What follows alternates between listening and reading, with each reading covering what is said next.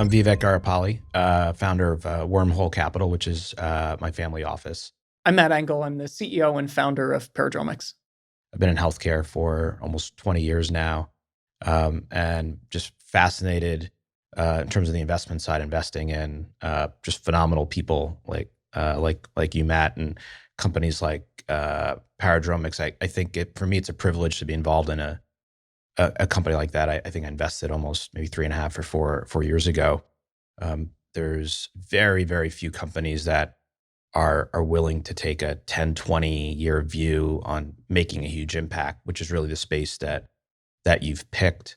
A lot of companies look for where they can start monetizing in 2, 3, 4, 5 years. And that by definition means the technology problem they're trying to solve, it's ambitious, but probably not ambitious enough. That says a lot about, I think, really special founders, which you are, in a class of your own. When you think about what this space is going to be in 30, 40 years, it's going to be mind-boggling. I think BCI will be in the $1 trillion, $2 trillion, $3 trillion space. And I think the concept that's always excited me about BCI is it's how do you create the path to get to massive humanity impact. There's this amazing impact you're going to have in the next 10 years on getting individuals who've lost the ability to speak, getting individuals who've lost the ability to walk and move through exoskeleton BCI driven actions. And that's going to fund some amazing stuff if we just fast forward 30, 40, 50 years where we can push massive computation ability or AI ability into the brain. The implications are massive. We might be able to figure out if God exists in seconds. We might be able to travel faster than the speed of light. The things that we can figure out when you combine compute and brain are going to be, I think, 100x more powerful than if compute is separate from the brain. Well, Matt, thanks for coming here today and decided to do some long form discussion on Paradromic. What's the simplest way to describe BCI? Like, what does it stand for? Like, how would you frame it to just like a layperson? BCI stands for brain computer interface. And so I think of it as like a modem for the brain. A modem lets, computer plug into a telephone network or fiber network or something. A brain computer interface lets a computer plug into a brain and vice versa. It takes information from the brain and makes it accessible to the computer, and it takes information from a computer and makes it accessible to the brain. So Paradromics, it's just amazing, with anyone creating a company, you started with an idea, started with a passion, you built into something like pretty significant. Just, when did it start? What was the, origin of the name, and how would you in the simplest form just describe, like, what's the mission? What do you do every day? So Paradromics started in 2015 with the goal of building a high data rate brain computer interface and doing for brain computer interfacing the same thing that broadband did for the internet, making more information available to exchange between brains and computers, and therefore allowing for more applications to run on BCIs and more people to be able to get better therapies. So fundamentally, what we're as a company focused on is how do we get as much data in and out of the brain while being safe and using devices that we know will last for a long time because they're medical devices and that's what patients want.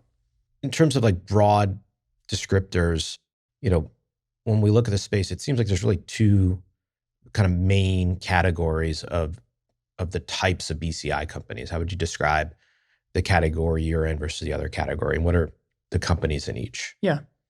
So the technical term is an intracortical microelectrode, meaning it goes into the cortex and records from single neurons. Sometimes I call these direct data interfaces. We firmly believe that the way to build a high data rate brain computer interface is to record from individual neurons. That's the same thesis that Elon and Neuralink have. There are other approaches to BCI. There are some companies that are building electrodes that sit on the surface of the brain. There are some companies that are building electrodes that are delivered through the blood vessels of the brain.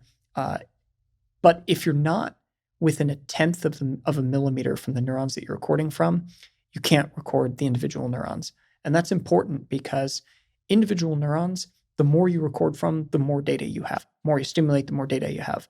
But when you're outside of the brain, either on the surface or in a blood vessel or on the scalp, you're so far away that you're effectively just recording the roar of the crowd, so to speak. In order to record from individual neurons, you have to be within 1/10 of a millimeter of the individual neurons. And so if you're trying to build up a high data rate interface, you have to record from the actual source of the data. And so intracortical devices like Paradromics and Neuralink, very high data rate, devices that sit outside of the brain, whether it's on the surface of the brain or the inside of a blood vessel or on the scalp, there's still information that you can get, but it's just not that kind of rich information. And then in terms of, from I think your perspective, my perspective, seems like the two companies that are far and away ahead in terms of taking an intracortical approach, as you described it, the microphones in the stadium are Paradromics and Neuralink. When we privately talk, you're convinced you're going to win against Neuralink when it comes to kind of the important near-term medical use cases. I believe the same. What gives you conviction around that, and how would you explain why we're going to win versus Neuralink? And obviously, we want everyone to win, and there's a lot of medical value to that. But why is it we probably run far ahead in the next few years? I think Paradromics and Neuralink started from different positions when we started the companies and what we think the technologies are going to be used for and what the most important uses for the technologies will be. Elon saw this is fundamentally the next cell phone, and it's a consumer play where the device is going to be used for 2 years maximum. We think this is a fundamentally restorative technology that's going to be used for unmet medical needs, and so it needs to last for 10 years minimum. Those aren't just like squishy kind of warm feelings that we have about our products. They actually informed every design decision that we subsequently made after we started the companies. As a matter of fact, the Neuralink probes are made of thin polymer films with thin metal film electrodes. Those kind of devices have a 2-year maximum lifetime, and that's essentially what they were designed for. Our devices are made of solid platinum iridium microwires and modern packaging technologies that are used in other medical devices. And so everything that we put into our system, we had the requirement that it needs to last at least 10 years. And we believe our devices will last at least 10 years. And I remember a fun story where Elon and you spent some time together when he tried to buy your company when you were a little bit of a cash crunch. Maybe talk about that a little bit. I don't want to bring the wrath of the second most powerful person down on my head, but I'll tell you that, yeah, we did spend a little bit of time together during 2020. I went to visit him out at SpaceX. Actually, I think I broke a local Austin ordinance because I left right during the shelter in place. Had to sneak out of town during the COVID the COVID lockdown to go meet him at a time when venture markets looked pretty bleak, and we actually had a VC that I won't name pull a term sheet on us, and we were wondering, oh shit, where's the next investment round going to come from? And had a chat with Elon. Didn't result in an investment, and didn't result in us becoming a part of Neuralink. But I was actually super glad to have met him, and I think there were a number of things that I told him about design decisions that Neuralink was making that I thought weren't the right ones, and I think that they're bearing out to be true. But there was also one thing that he told me that turned out to be right in retrospect, which was we were at the time relying heavily on contract manufacturers for a lot of our steps for making the product. And he was like, that's not going to work. He's like, one step at a time, you're going to bring all of this in-house, because the only way to do work like this is to be vertically integrated. And he was completely right about that. We didn't have the resources at the time to do that. And so there was a frustrating period where we still had to rely on a lot of external parties, but now, sure enough, we brought it all in-house, and it works a lot better.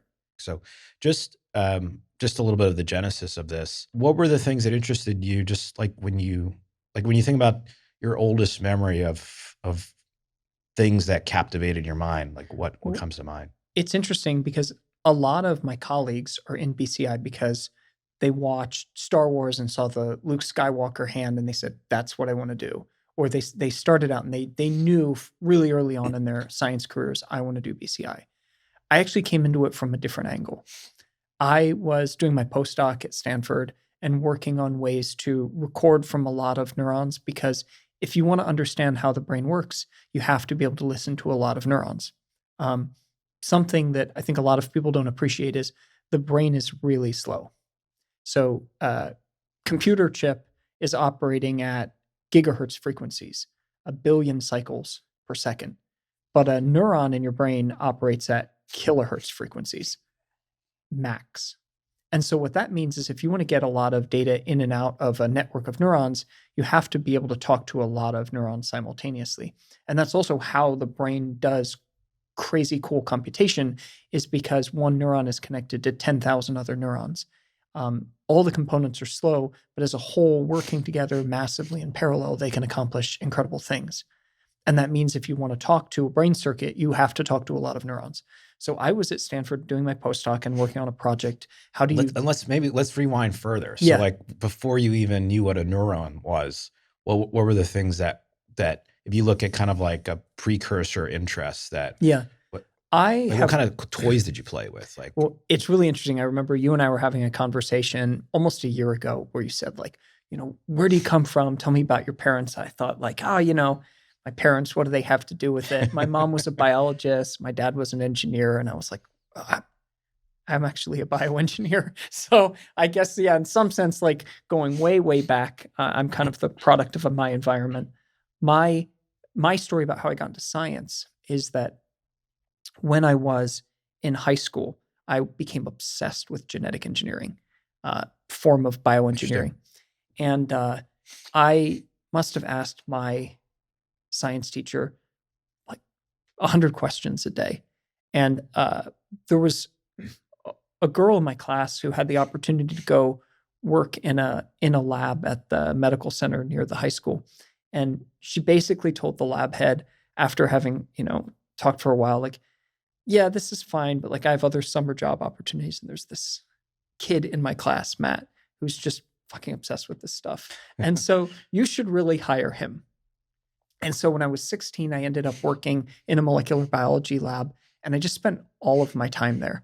And, in central Pennsylvania, there aren't a lot of opportunities for like intense intellectual stimulation if you live in, like the suburbs of Hershey, Pennsylvania. So I just began immersing myself in this lab and hanging out with the grad students and really just going deep on particularly like genetic engineering and how do you cut DNA and paste it back together and make new genes that can be expressed in different systems that maybe never had existed before. And I ended up going to Carnegie Mellon University for a lot of reasons. The faculty there knew my advisor in Hershey. I probably never would have gotten into Carnegie Mellon on my grades alone. I was actually a bit of a shit student, but a deeply intellectually curious person. And while I was at Carnegie Mellon, I actually just naturally followed a gradient of the smartest people in the department were operating in the basement in these neuroscience labs. There were 3 young neuroscience faculty that all had their labs together, and they were like crammed in the basement. Nathan Urban, Justin Crowley, and Allison Barth.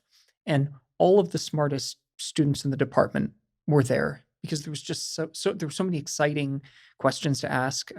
The young faculty were just kind of energized and really smart. And the more I spent time around this group of people, the more I just became sort of ingested their love of neuroscience. And so it was interesting, like my interest in neuroscience actually was spurred by just an interest in people and kind of following the most interesting people. It was initially the attraction to this group of people that brought me there. It's really interesting. Um, and and just like even being 16 years old and working in a molecular lab with a bunch of, I assume, like post grads or Yeah. whatnot. What was just even that, just like from a social perspective, that age difference? Like, how did that impact your thinking or confidence level or what you thought was possible? Yeah, I mean, I guess in some ways it really did instill a different kind of confidence in me because um, in school, I wouldn't say I don't want to cast aspersions, but like I did not go to a great school. I mean, for the most part, you sort of show up, you memorize the material, you write it down on a test, and that wasn't a lot of interest to me. And I wasn't by far the best student in my class. But when I moved from an environment where things were kind of rote memorization and more like, I don't know, basically just show up and like make attendance, to a place where there were really fundamentally deep questions being asked and people really interested in what they were doing, I really thrived and I picked things up pretty quickly. And so by the time I went to uh, be a freshman at Carnegie Mellon, I knew probably as much as a first year graduate student about a lot of the things Wow. that I was doing.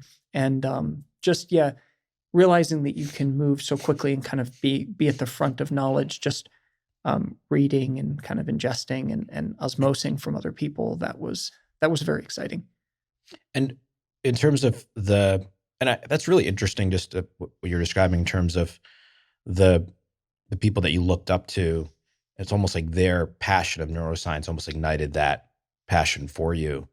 Was there something very specific in terms of, as you spent more time within the field, that like almost kind of hooked you, where like whether it was like something you'd read or an experience you had in the lab or a conversation with someone where you almost said to yourself, I think I might be doing this potentially for years or decades to come?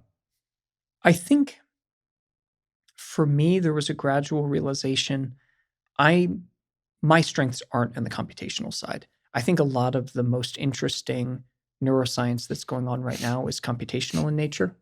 Um, but I have a sort of hands-on kind of problem-solving ability and an ability to um, think of ways to do things that maybe other people wouldn't come up with. And I realized very quickly as I was talking to my colleagues in the neuroscience field that the most useful thing that I could do as a neuroscientist wasn't really discovery based. I mean, I think the science of discovery is basically like lifting up rocks and looking under them and seeing if there's something cool. Um, but there's a lot of luck involved there. You have to like make sure you pick the right rock to lift up. And then sometimes it's not even what's under the rock, but sometimes it's just the interpretation of that. So a lot of computational neuroscience is you pick up the rock, there's something confusing, and then you have to spend a lot of time trying to interpret the data. But I felt like in this analogy, like where I could be helpful is sometimes they're just big fucking rocks that no one can move, and everyone knows there's something interesting underneath it, but the scientists don't have the technological capabilities to lift the rock. And then so there's an engineering approach where you can make something available that wasn't previously available and kind of help bring a lever and lift the rock up.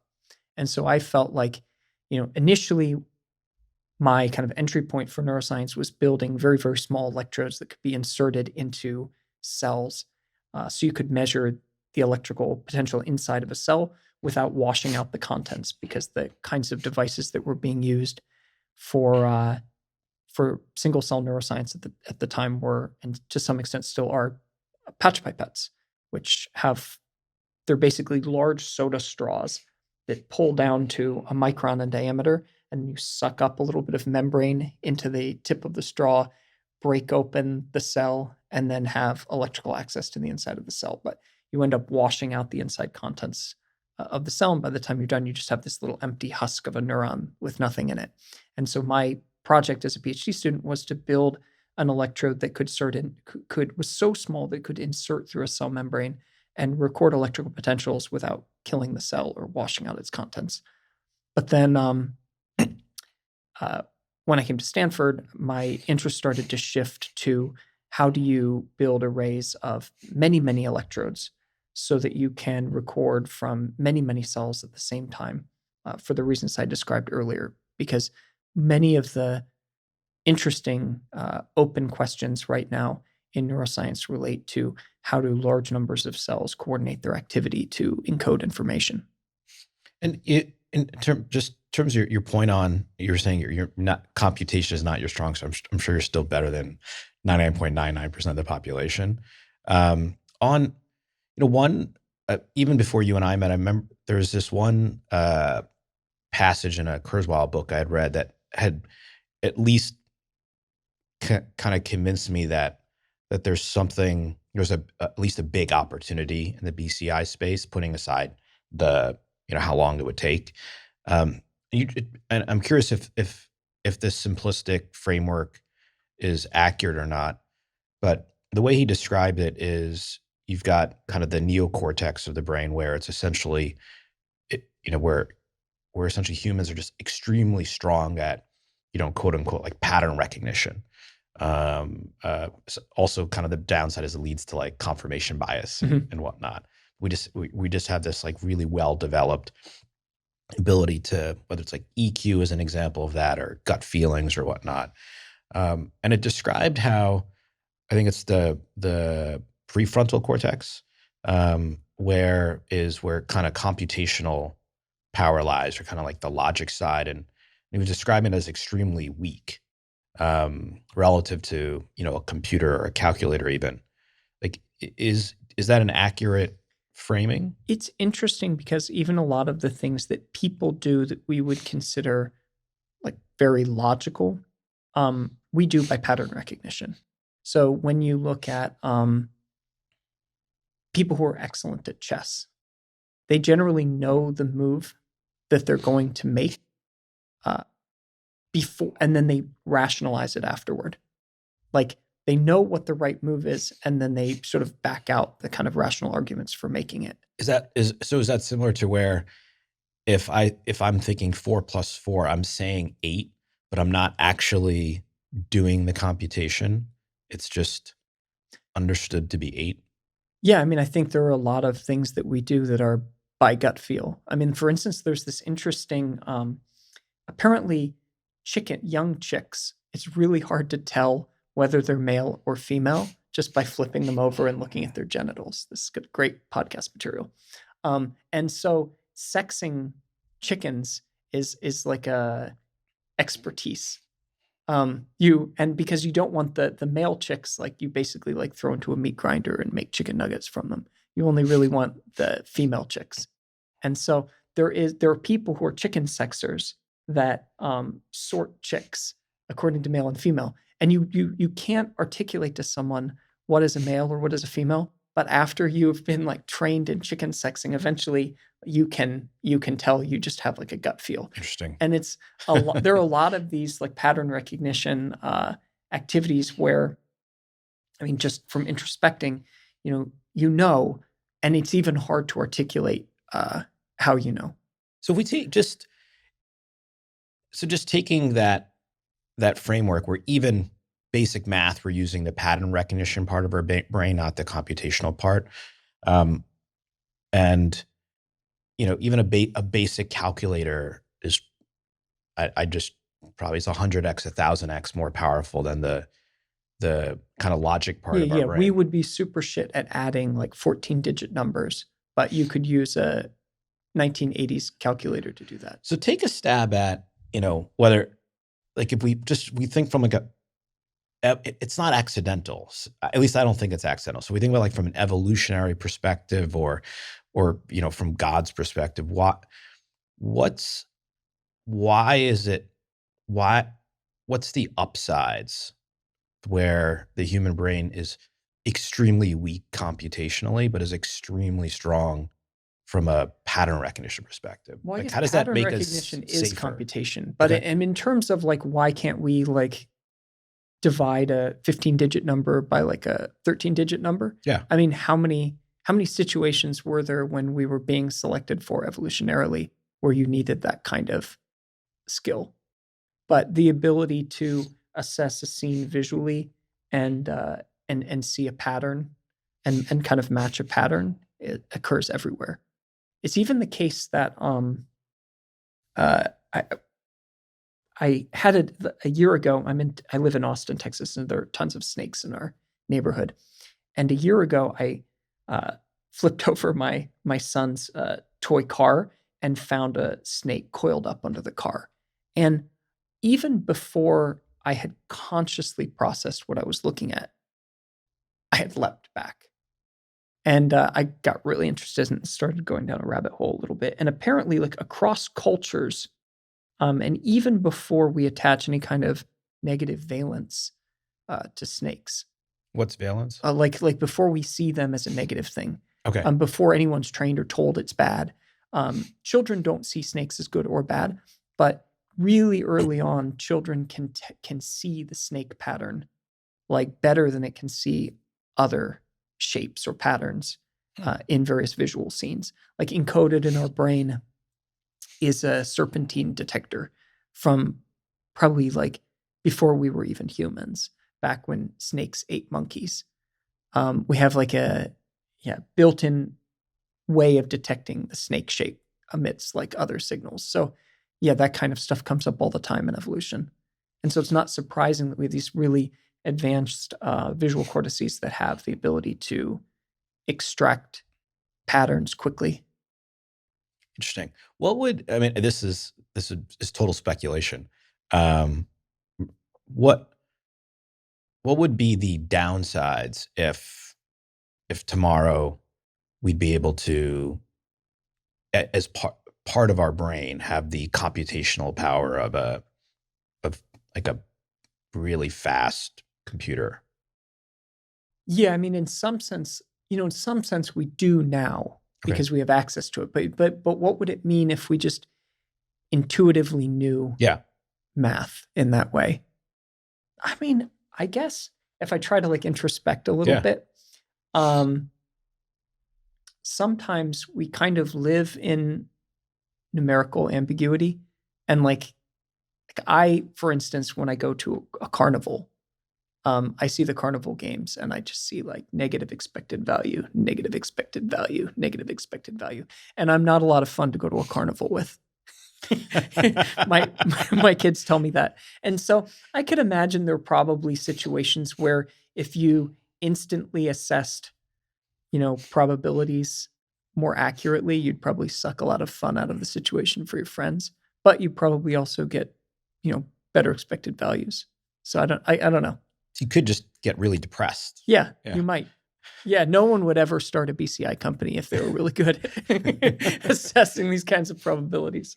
So just maybe walk a little bit through kind of BCI history, or maybe more, you could go really far back, I guess, with like just the discovery that there were like electrical charges in the brains and EEG in like the early 1900s, but maybe just even, that, or also just kind of the quote unquote Utah array. If I understand, that was, I think, early 2000s, I believe, where it was like the first real kind of proof that there you could actually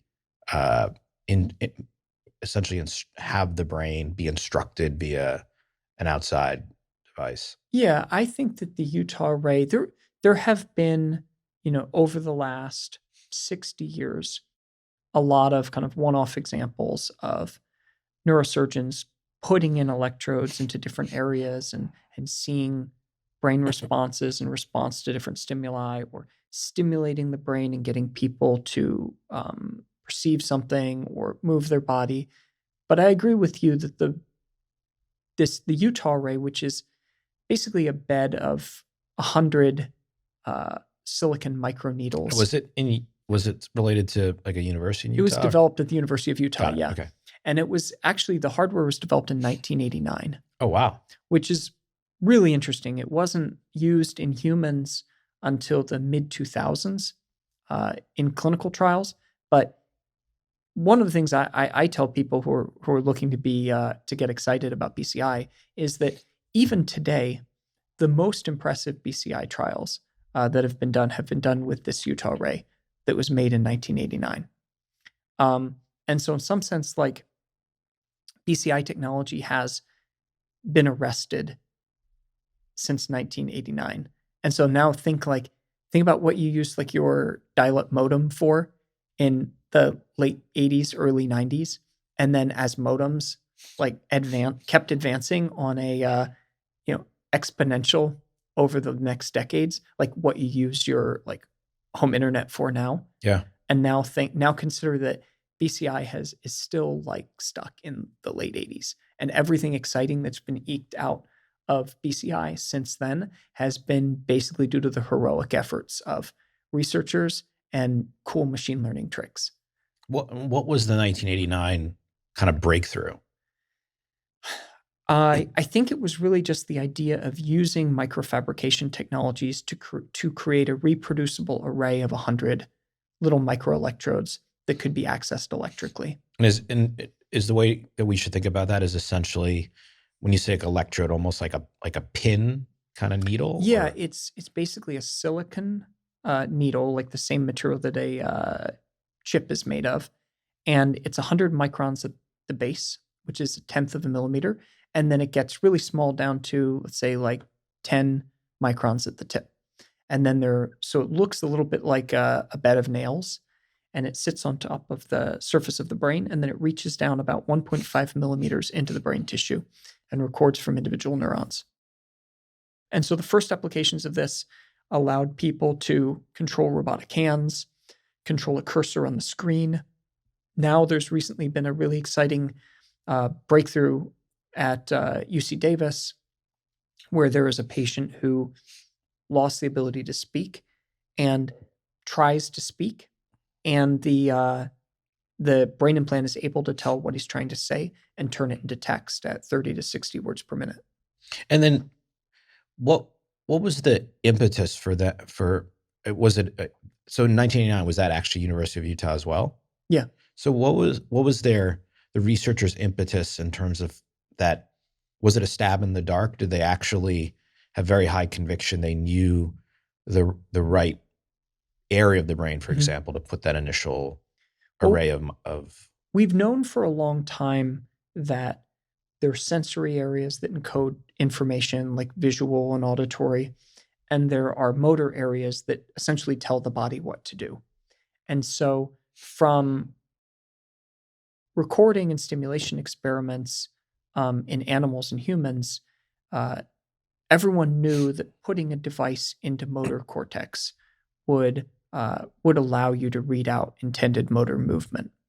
And I think the initial recordings were done in an area that controls the hand called hand knob, and focused on robotic arm control, imagined movement of a computer cursor, later on imagined handwriting, and even from the first early experiments with the Utah ray in the early 2000s, I think everyone directionally knew that this was going to be successful, but then it's about showing it and then about engineering it to actually work.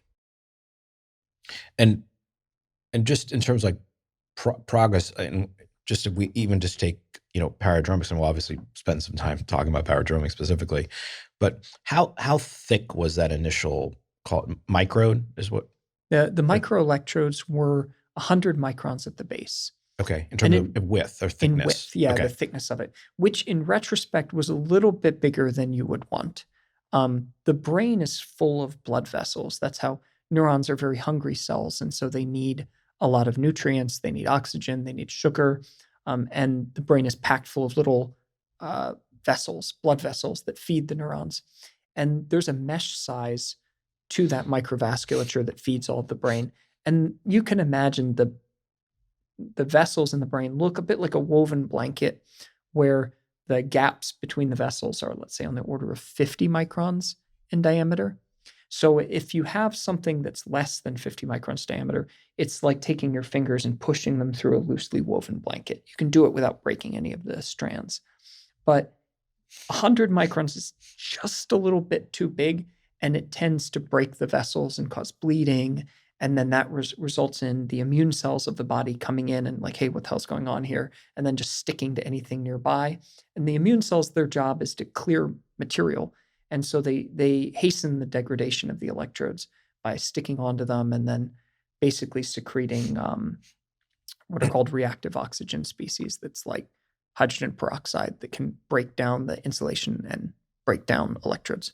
Almost like rejecting this foreign body.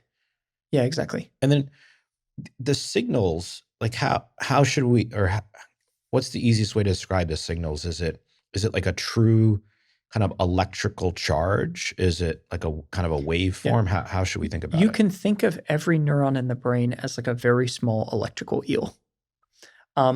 It undergoes a event called an action potential where it changes its voltage relative to the surrounding brain fluid for about a millisecond.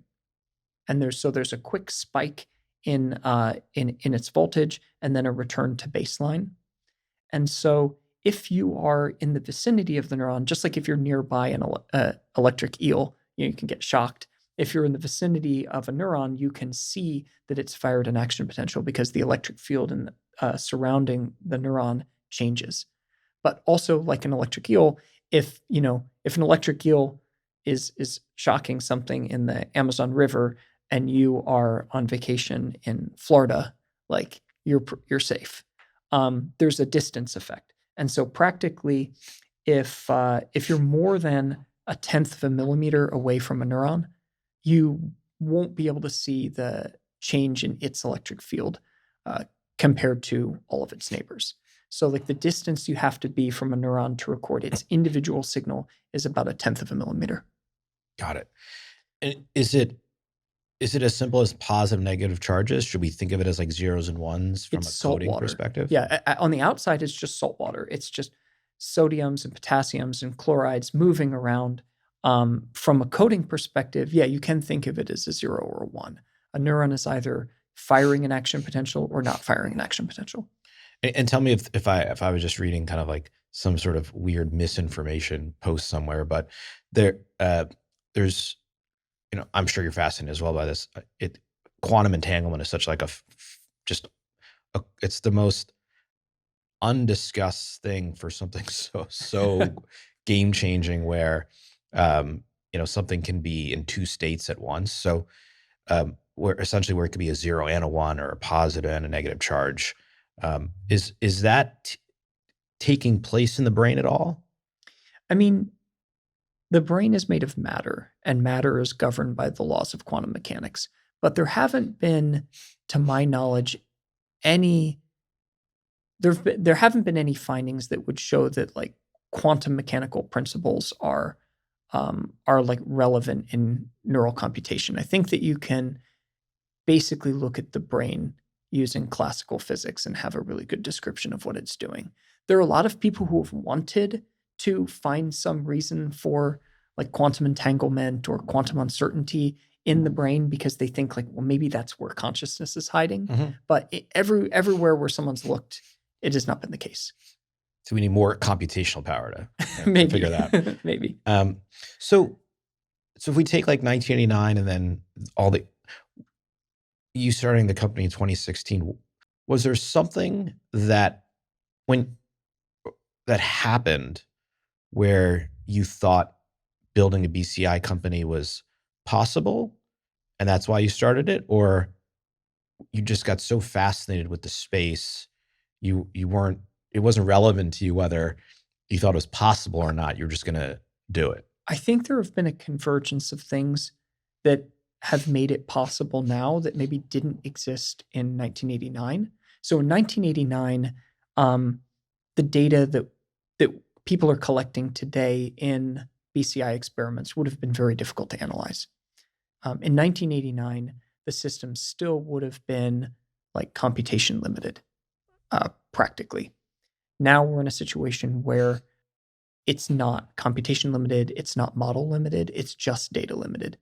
If we tomorrow double the amount of data coming out of a BCI, we'll still be able to analyze it. In some sense, like advances in GPUs and advances in AI models have vastly outpaced advances in BCI. Now, actually, it's there's a backlog of 20 years of semiconductor and artificial intelligence research that can be tapped for the BCI field. So there's definitely something available now that wasn't available back in the day.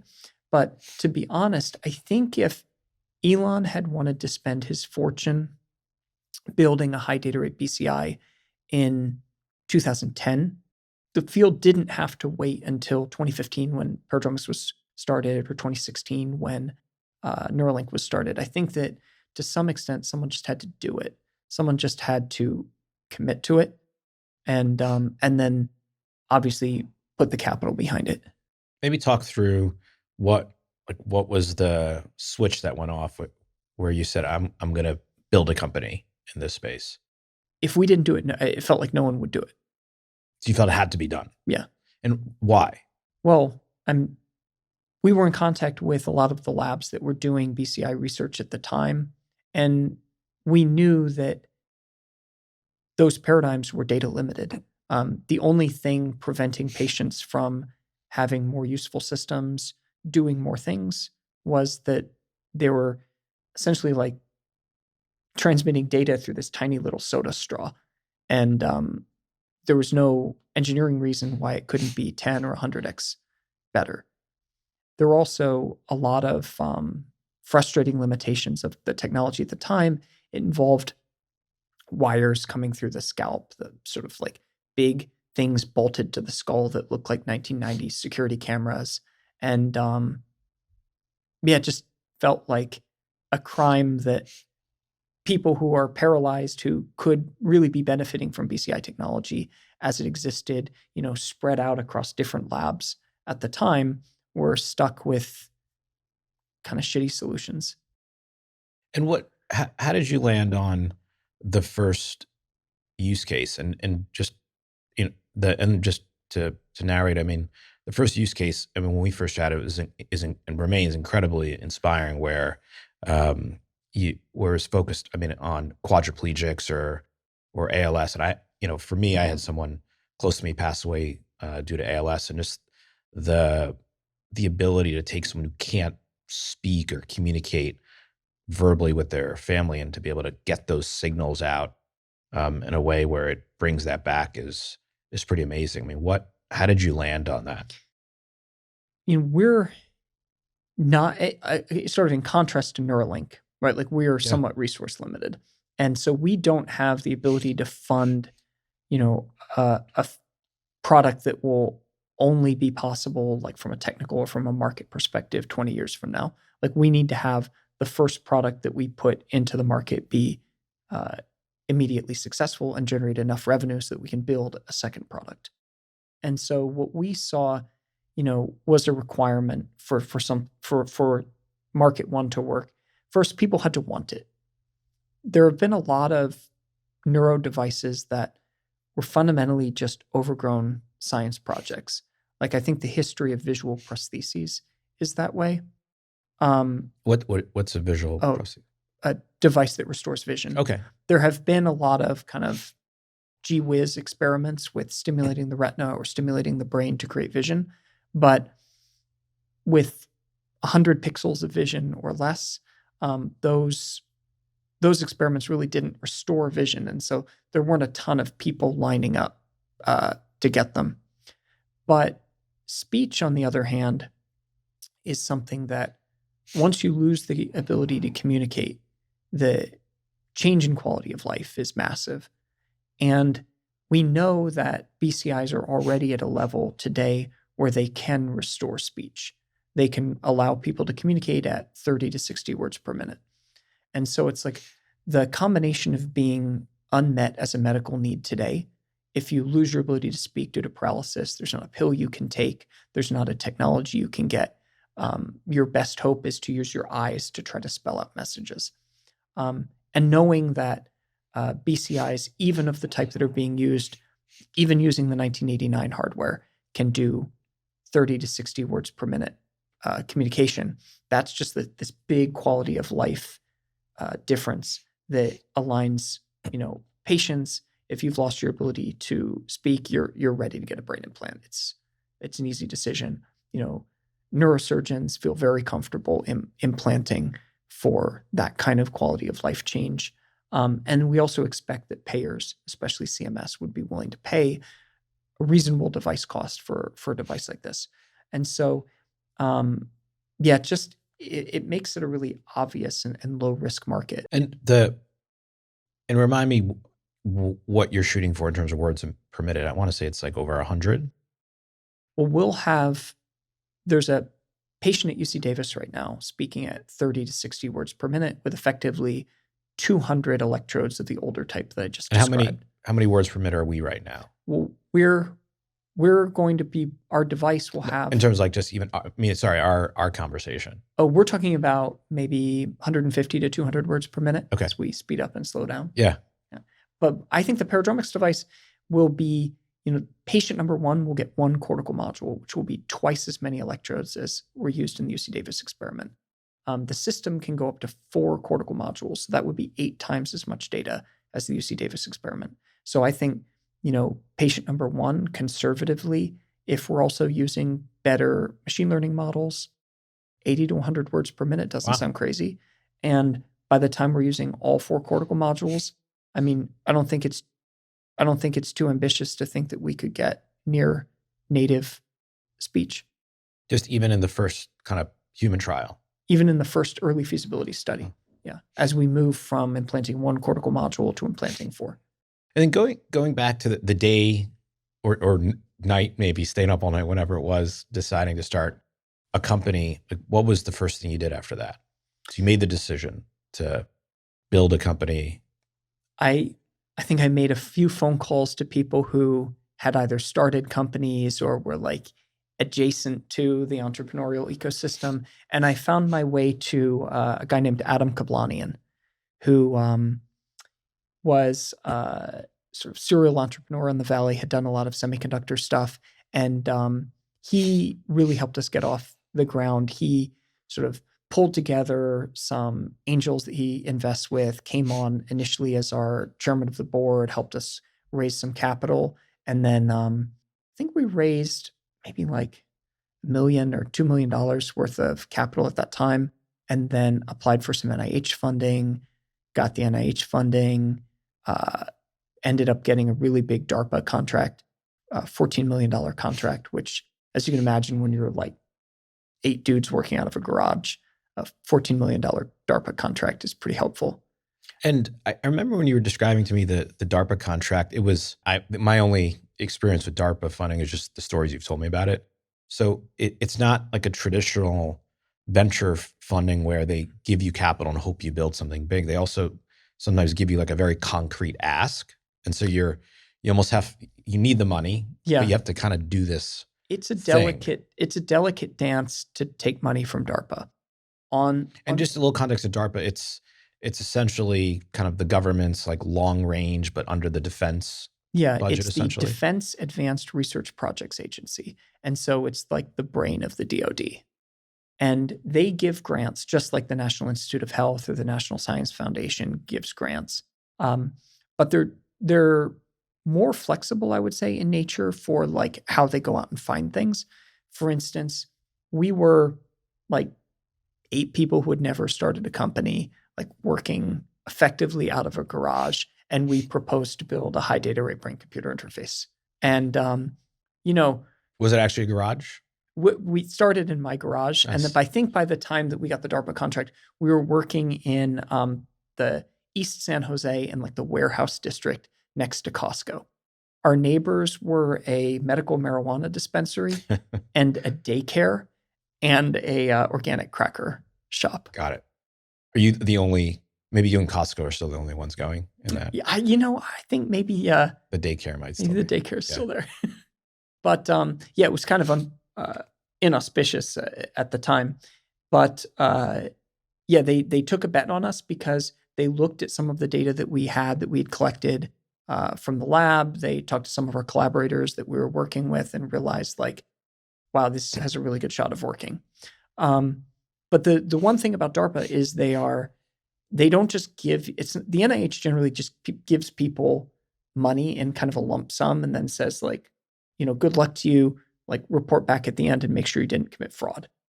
But DARPA checks in very frequently. They tranche the money, and sometimes the goals can change.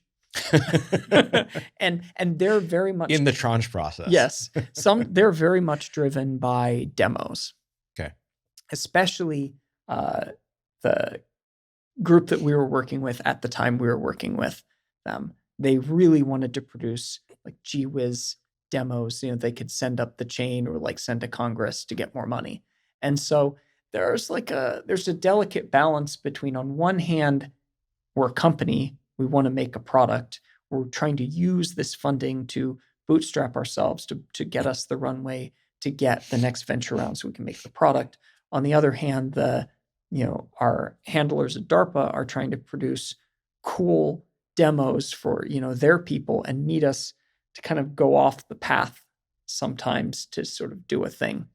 And I think if you're very early in your process and you're scrappy and you're agile and you don't have a lot of access to capital, it's a good plan. But the later you get in your process and the higher your the burn rate of the whole organization gets, and the more important it is for you to stay on track, I think the more distracting a DARPA grant can become. And I remember, if I remember correctly, there was some sort of impossible requests they had as part of the funding where you had to be able to get some certain quantity of information either compressed or out of the brain at a certain speed. And you and the team were essentially like, this seems impossible, but you were almost forced to solve this impossible problem. It's true. One of the things that is cool about DARPA is they will insist on things that are sometimes just physically impossible, but then rigidly insist on them. And occasionally things will shake out. Innovation will shake out of that process. And so in our case, there was an interest in being able to pull down action potentials, these single cell signals that I was describing, these electrical pulses from single neurons, to be able to record those kinds of signals from 10,000, 100,000, or even 1 million neurons simultaneously in a completely implantable system without cooking the brain. And when you do some back of the envelope calculations, and how does the brain get cooked if you're just pulling information? Well, that was what I was going to tell you, is that when you do some back of the envelope calculations for the power required for analog to digital conversion, so to take an analog signal and to turn it into ones and zeros, analog to digital conversion costs power, which means it generates heat. And so if you try to do that conversion in the brain for the raw signal stream from 10,000, 100,000, or 1 million neural recording channels, they're sampled at 30 kilohertz, 10-bit depth. Just the amount of just converting all of that data into ones and zeros is so power intensive that you would effectively cook the brain. How quickly, if there was no actual, if someone just tried it, what would happen? It would generate watts of power inside of the brain, and it would just fry it like an egg. Got it. And so, but thankfully, you knew that in advance. Yeah. Well, you could figure that out really quickly. But when we started looking at ways that how would you kind of downsample? Well, how could you? Are there tricks that you could do to pull out less data? It becomes there are these unsatisfying trade-offs, because typically all of the decisions in neural signal processing to throw out data occur after digitization, after you've already paid the power bill. So one of the things that we came up with that was very cool was a method of actually doing signal processing in an analog circuit before we digitize. And so we took some math that normally is used in the digital domain called principal component analysis, and we realized that we could instantiate it in an analog circuit that could be replicated across thousands of channels and do do this kind of signal extraction process on the raw data even before we digitize, so that instead of having to digitize the entire signal, we could just digitize a very small snippet in time that had been filtered in the correct way. And that actually made it possible then to record the kinds of numbers of channels that DARPA was interested in without having to blow out our whole power budget on digitization.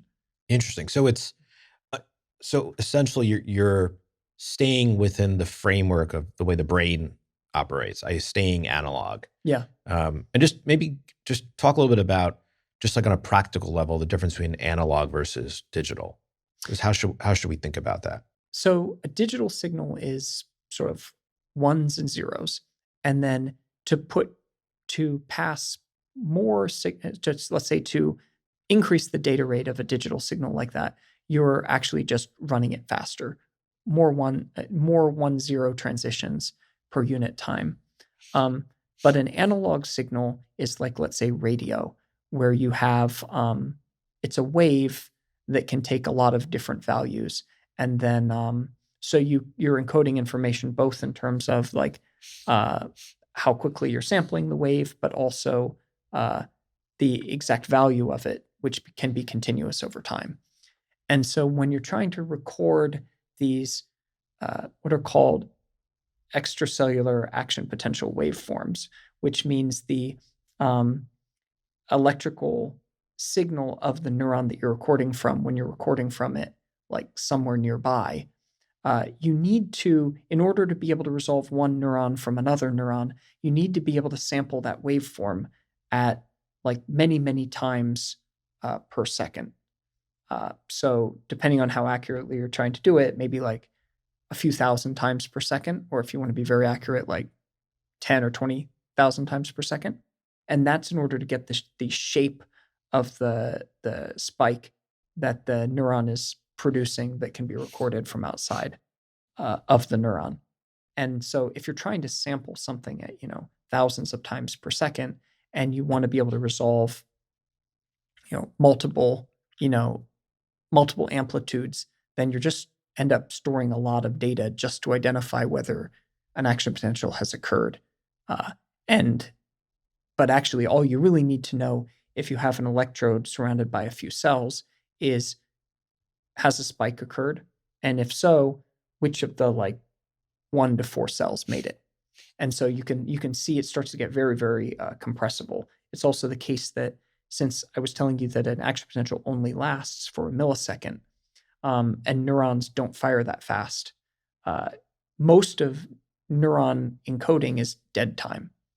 Like the average neuron is hanging out and it's firing a little tiny action potential blip that lasts a millisecond once to 10 times a second. And when it's really excited, it's maybe 100 times a second. But most of the time, the neuron's not doing anything. And so that also means that the signal is sparse in time, which is just another confirmation that neuron signals are very compressible. And so in terms of what the methodology of essentially analyzing it in an analog fashion, and then picking out from there the relevant components essentially that you wanted to convert to digital. What we do is, there's a digital technology called. And did I describe it in a? I think that's a good way of saying it. But what we've basically done is we've built analog filters that you can pass a spike waveform through the analog filters, and essentially, depending on how similar they are to the filters, they'll pass through more or less easily. And it's all happening inside of the brain, is what all happening in terms of what inside you're of a doing. little chip inside of the brain, and it can extract features from those waveforms. And then, so one of the filter sets is just optimized to tell whether or not a spike has occurred, and then the other two are essentially trying to pull out a little bit of extra information. So if by chance there are 2 neurons that are being recorded by the same electrode, you have just enough marginal information that you can tell which neuron made the signal. And is there an analogy, meaning has this particular problem, do you view it as a novel solution, meaning something you quote unquote invented, or was there analogous problems maybe in other sectors or industries that you This learned? particular way we did it was pretty innovative, but the general concept of what's called compressive sensing, which is knowing what you're looking for and then sort of providing compression and sensing the event at the same time, that exists in other places. And it tends to exist where the signal that you're interested in is inherently compressible and you have a really good model for the statistics of the signal that allow you to compress it. Got it. And so are you still converting all of the signal to digital, but because you're compressing it first? Now Or- I have to tell you the disappointing part, Okay. which is that for our first system, we actually don't even have to use this. We can use like really boring sampling methods. So for the next probably 2 generations of Paradromics devices, we still won't have to use this sampling technology. It's only when you start building the really like DARPA crazy systems that it requires this kind of like real-time parsing out of information. But if you do it, if you're doing that right, you're only throwing away the information that you don't care about. And how do you determine that before it's converted? Well, one of the things you can do, which is what we can do right now, is if you're recording the raw signal at full, like essentially like full frame, and then you're also doing the same measurement in the compressed sensing, you can record essentially epochs, in both modes, and then offline ask, hey, how did my performance suffer on the same task with the same neurons when I did it in the raw mode or in the compressed mode? Got it. So you're actually, if it's like a repetitive type task, you're training it essentially based upon like a feedback loop. Yeah. Okay. You can also simulate the kind of compression that we're doing if you've recorded the full amount of data and then compare it in that way too. And so that's something we've done. So yeah, you have to throw a little bit of data away, which means you may throw a little bit of performance away. But if it allows you to get to 10,000 or 100,000 channels being recorded simultaneously in the brain, then that's what you gain in channels more than offsets any kind of marginal loss on a per channel basis. Got it. So one of the kind of the other, from a competitive perspective, one of the really interesting things, at least to me, is the competitors in the space there's not a kind of traditional copycat approach. It's not like the AI space, as an example, where someone comes up with a new model and then everyone's sort of copying that approach. The methodologies are, at least on a surface level, appear very different. So maybe just, a couple of the main kind of most publicly known or competitors are, I think, Synchron, Neuralink, and I think is it Precision Neuroscience. Just on that narrow, before we get to kind of the larger differences, just on that part of literally getting signal out of the brain, maybe compare and contrast between, let's start with Neuralink as an example. So I'll start by like talking about this sort of, there are like strata of Okay. BCIs. So there are what are called intracortical BCIs. That's like Paradromics and Neuralink, and this older 1989 technology, which is called the Utah array. Those devices reach down to the brain and record single neurons. Then there are surface electrodes, like Precision is a good example, or it just came out that Andreessen Horowitz is backing famous neurosurgeon Eddie Chang, who has another surface recording approach. Surface recording is sort of recording the like roar of the crowd when a lot of neurons are doing And surface means on the skull? surface of the brain. So Okay. it's called electrocorticography, but that's a lot to say, so I just said surface. But recording on the brain surface and then sensing like when a lot of neurons are doing something very correlated, what can we see? But not actual electrodes into the brain. But yeah, electrodes on the brain. So I'll start with kind of those two types.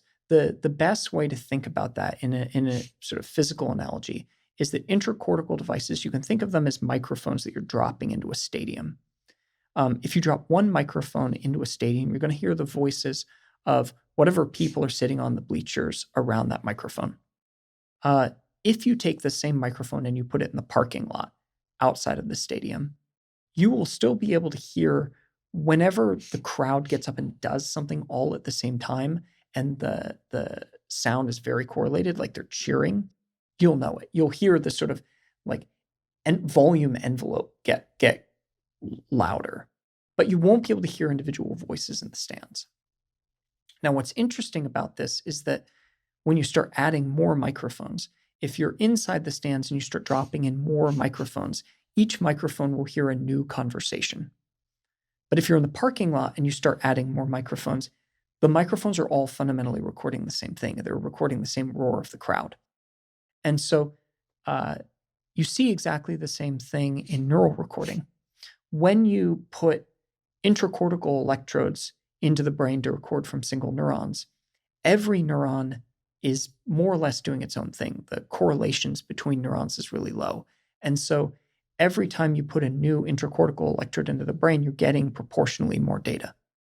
But on the surface of the brain, if two electrodes are within a millimeter of each other, they're more than 50% correlated.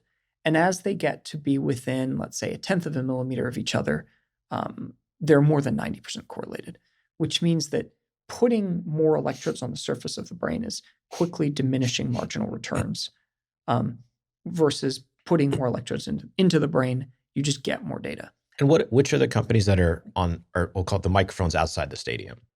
Microphones outside of the stadium, but on the surface of the brain, Echo Neurotechnologies, Eddie Chang's new company, Precision Neuroscience, and probably, honestly, like 20 other companies that can build micro ECoG devices. So let's say those are the most prominent. So let's say they're sitting around the table and they're definitely not going to react and say, "Oh wow, we didn't realize our microphones are outside the stadium. Thanks for," like, what would be what's their argument as to why they feel they're right in their methodology? I think there are good reasons for doing it and wrong reasons for doing it.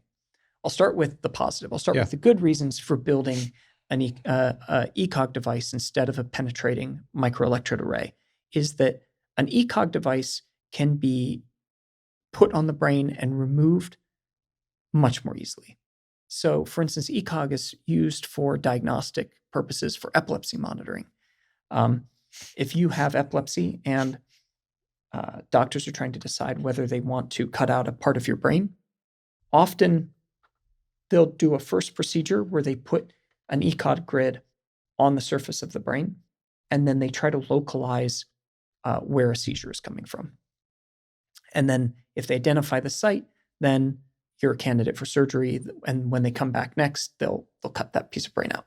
ECoG is very suited for covering a large area without going into the brain and then being removed. One of the things that is very interesting to me about the company Precision Neuroscience is they've also come up with a way of inserting these types of surface arrays through a slit, so that potentially they can be inserted very easily and removed very easily. So for diagnostics, I think ECoG is very interesting. There are hard data limitations for what you can get, though. I think a wrong-headed reason for doing ECoG is because you think that ECoG plus AI will somehow be able to achieve the kinds of data that you can get from intracortical. I think a lot of people who have invested in ECoG surface technology do it because they don't fundamentally understand the nature of brain recording is data limited and not model limited. In other words, if you're on the scalp or if you're on the surface of the brain and you're trying to see what individual neurons are doing, it becomes a signal to noise problem when you're too far away from the neurons. It's not a model problem. It's not like artificial intelligence can, let's say, like unscramble signals if there's enough information in the signals in the first place, but it can't invent new information. So is it almost kind of using, I like the stadium analogy, is it they have the microphones outside the stadium. You could throw all the AI at it you want. You're still not going to get the conversation that's in row 25. Exactly right. And to get super technical. And that's just because the sound waves aren't going to make it out. Yeah, to get super technical, it's called an ill-conditioned problem. You have this issue that what you're really interested in are the people in the stands, but what you have are the microphones. Now, it's true that the 1,000 microphones that you put in the parking lot, they're recording ever so slightly different things from each other. And if the microphones were given to you by God and they had absolutely no noise in them, and you put enough of them in the parking lot, those tiny little imperceptible differences between what the microphone and the parking lots record could be backed out if you also had a God-given model to figure out what people were saying. But in fact, what happens is that the model that requires you to invert the people to sort of microphones function requires such precision in the recording on the microphones that the precision becomes totally unphysical. It requires you to have 20-digit precision on the microphone recording. And even if you super cool every microphone, with liquid helium, and you still can't achieve the level of precision that you need in the microphones to sort of undo the scrambling. And so it's really hard for people to understand, because most people, their experience with AI or machine learning is that you throw in something that's totally incomprehensible, and then it puts out something awesome. ChatGPT, you tell it show me a picture of a dog, and then it puts out a 1080p picture of a dog, and you're like, wow, it went from my prompt that was just a couple words to this super high resolution photo. AI is magic, but it's still fundamentally, when you don't give an AI algorithm enough information, it just invents stuff. You can't overcome fundamental informational limitations or fundamental signal to noise limitations with AI. If you're in a data constrained situation rather than a model constrained situation, AI can't make it better. What is the actual, in terms of those that are the companies that are sitting on the surface of the brain, what is the data that they're getting, specifically? If you're on the surface of the brain, then and that's the outside the stadium analogy. Exactly. Okay. You're recording effectively contributions from tens of thousands of neurons. So when tens of thousands of neurons on average are doing more of one thing or more of another, then it produces this, it is a roar of the crowd. It's the superposition of all of the little blips of electrical signal that produces a local field potential, which is basically a wave. And then this wave has frequency content, from 1 hertz to a few kilohertz. And if there was someone forced you to run that type of company, which you wouldn't want to for what you just described in terms of the inside versus outside the stadium, what would you then say is the optimal use case for that methodology? It's very good for diagnostics. I would definitely use it for any situation where you need to put it in and take it out, and you're going to be taking it out in short order, because I think. And just what kind of diagnose? Let's say, for instance, epilepsy is a classic. You're trying to figure out if someone is going to be a good patient for epilepsy surgery. But I think I could even imagine looking out in the future, there may be other neuropsychiatric conditions where, let's say schizophrenia, where you don't need moment-to-moment data to tell whether someone's going to respond to one drug or another drug, but getting in there and recording really high, sort of higher fidelity data, under the skull than you could have versus any non-invasive method would allow you to subtype patients and direct them toward the right course of medication rather than having them do it by trial and error. Got it. Any place where like real-time high data rate feedback is not what you're looking for, you can sacrifice some time by averaging over a lot of different measurements, which is the case in diagnostics. So in a way that approach or those companies on a practical basis you're not competitive in the sense of use cases. I think right now, meaning you both have clearly different Yeah. paths if both sides are being, we'll call it, not too illogical on what's their optimal use cases.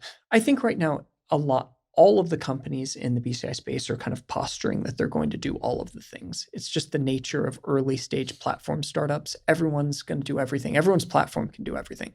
I think in reality, as the companies mature, they're going to diverge more than converge.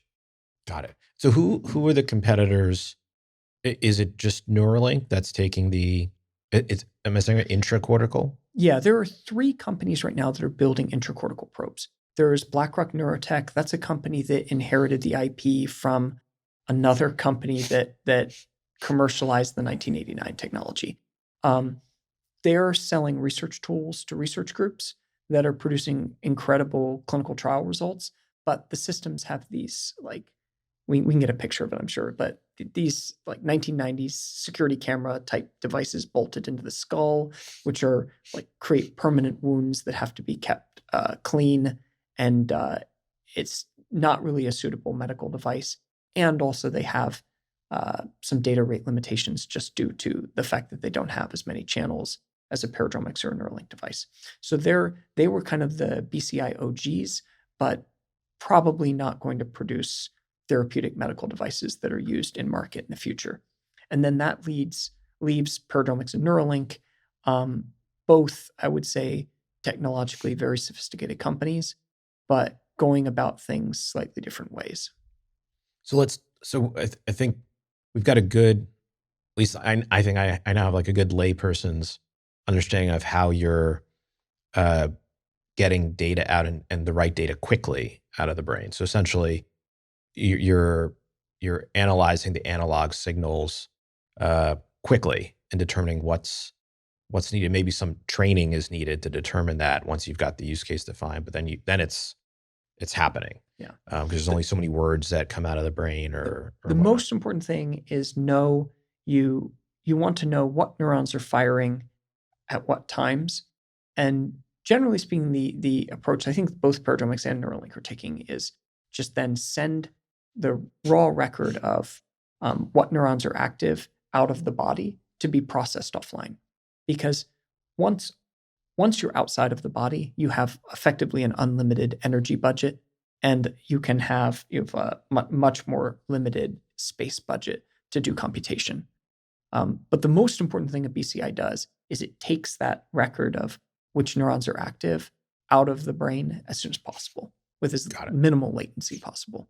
So maybe let's start with just in terms of just that part, getting it out. Yeah. What's the difference what's the way you would describe the difference between Paradromics and Neuralink? The most important difference is the electrodes that are placed in the brain to get close to the neurons, to get within 1/10 of a millimeter of the neurons. What are those electrodes made out of? So our electrodes are made of platinum iridium microwires that are thinner than a human hair. But even though they're very, very small, the material platinum iridium is stable and will last for a decade after it's placed in the brain. Wow. The Neuralink threads. I remember when I visited your kind of like iridium factory. Yes. It was like a really interesting way you produce it. Yeah, like it's not intuitive. We take a block of solid platinum iridium and we place it on what's called a feed-through. So a hermetic feed-through is a ceramic disc, basically, with metal pins in it that can be placed in a steel box or a steel can or a titanium can and welded in so that everything inside of the can is dry and impervious to moisture penetration, but the ceramic disc with the metal pins in it can still allow for electrical contact to connect things on the outside to the inside of the can. So it's called a hermetic feed-through, and hermetic feed-throughs are used in biomedical devices to keep the water out. They're also used on like space shuttles and stuff to keep the air in. It's often the case that you want to be able to pass electrical signals across a barrier, but you don't want anything else, any matter to pass through. And so what we have is we have a very small device. This is a good time to show it. This is our brain implant. You can see it's about 1 centimeter in diameter. It's a cylindrical titanium can, and it has 2 feed-throughs on it. One of them is at the top that you can see here. That's more of a conventional feed-through. And the other is on the bottom. And this is a feed-through with 421 individual little pins that can allow for 421 signals to pass in and out of the metal can. And what we do to create the microelectrode array is on that feed-through that has 421 pins on it, we bond a solid block of platinum iridium that's about the same size as the can. And then we come in and we subtractively manufacture the electrodes by removing everything that we don't want. It's a little bit like the Michelangelo quote where someone asks, like, "Oh, how did you make this person out of the marble?" And he says, "Well, I just removed all the superfluous marble." So we just move all of the superfluous platinum iridium and leave behind a microwire array on top of a hermetic feed-through. Got it. And if I remember, do you have like a material science background, or that's an interest of yours? I fake it. I did my postdoc in material science and engineering, but I'm like a biologist who fakes it. But I did pick up a lot of microfab expertise along the way. So what landed you? And I forgot already the material. Iridium. Platinum iridium. What? We're really we try to be. We like to be innovative, but when it comes to materials, we like to be super boring. Platinum iridium exists in a lot of medical devices for brain recording and stimulation, and it's just known to be a material that's a good electrode and not to dissolve, even over time periods of years. Yeah, so let's compare that to Neuralink. What are they? Are they using a different material? Yeah, they are building, their threads are made of polyamide, which is a polymer, and their electrodes are made of very thin, like less than a micron thick platinum films. And so the reason why they did this is because the electrodes can be made using photolithographic process like you would use for microchips, and potentially made very cheaply and in large numbers. And an advantage to the way that they're making their threads is that they can put multiple electrodes on a single thread, whereas we have one electrode per platinum iridium wire. So theoretical advantages of this potentially one day can be used to drive the costs down, and also potentially could lead to really high information density because they can put a lot of electrodes on a single thread that they insert into the brain. In practice, the information density thing has not been realized because in practice, the way that they insert these threads using the robot, they don't achieve the kinds of densities that we're achieving with our electrode arrays, where the electrodes are spaced 300 microns away from each other. So in practice, their first system is 1,000 channels. Our system goes up to 1,684 channels. So we haven't actually hit that break point where they would be pulling more data than our system. But the cost thing is real. I mean, the devices could, I think, be made for a very low cost once they start cranking out. There is a problem with the way that the threads are made, though, which is that those material systems don't last for a long time. Polymers in the body over time, they absorb water, they swell a little bit, they start to hydrolyze, and it creates interfacial stresses with the metal electrodes that have been the thin film metal electrodes that are patterned on top. And so in practice, what happens is the probes start to kind of fall apart over time frames of, let's say, 6 to 24 months.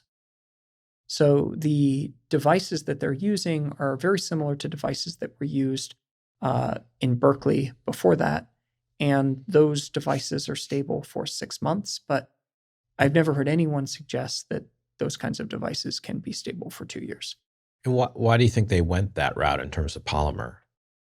I think the reason is because it lends itself to this vision of a mass-produced device. And in Elon's vision for BCI, he sees BCIs fundamentally as the next cell phone. And so no one keeps their cell phone for more than 2 years. It's sort of a planned obsolescence model. I think in the Neuralink world, everyone's going to want to upgrade their hardware every 2 years anyway. So what's the point? What's the point in building a device that's going to last 10 or 20 years if you're just going to upgrade it in 2 years?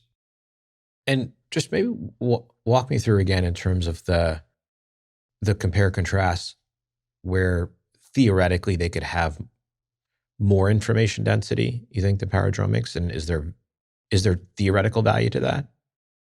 I think that there's a value to being able to make electrodes that have multiple electrodes per inserted shaft. But it's also something that we would be capable of doing, but we wouldn't do it the way that they did it. Got it. And I think, at least in our assessment, the technology that we're using right now, we could push this certainly 2 times higher information density and probably 4 times higher information density before we even need to switch architectures. Got it. And is there, just again, on a theoretical basis, if you think about what's like, maybe let's think about like the theoretical limitation where you want all information happening in the brain to be out immediately. I think is that possible on a technical basis for under your current? In that sense, Paradromics and Neuralink are kind of governed by a lot of similar considerations. So our platinum iridium electrodes are about 40 microns at the base, and they taper down to 10 or 20 microns around the tip. And the needle that inserts the threads for the Neuralink robot that kind of grabs them and pushes them into the brain because they're too floppy to be inserted alone, that needle is about the same size as the electrodes that we're using.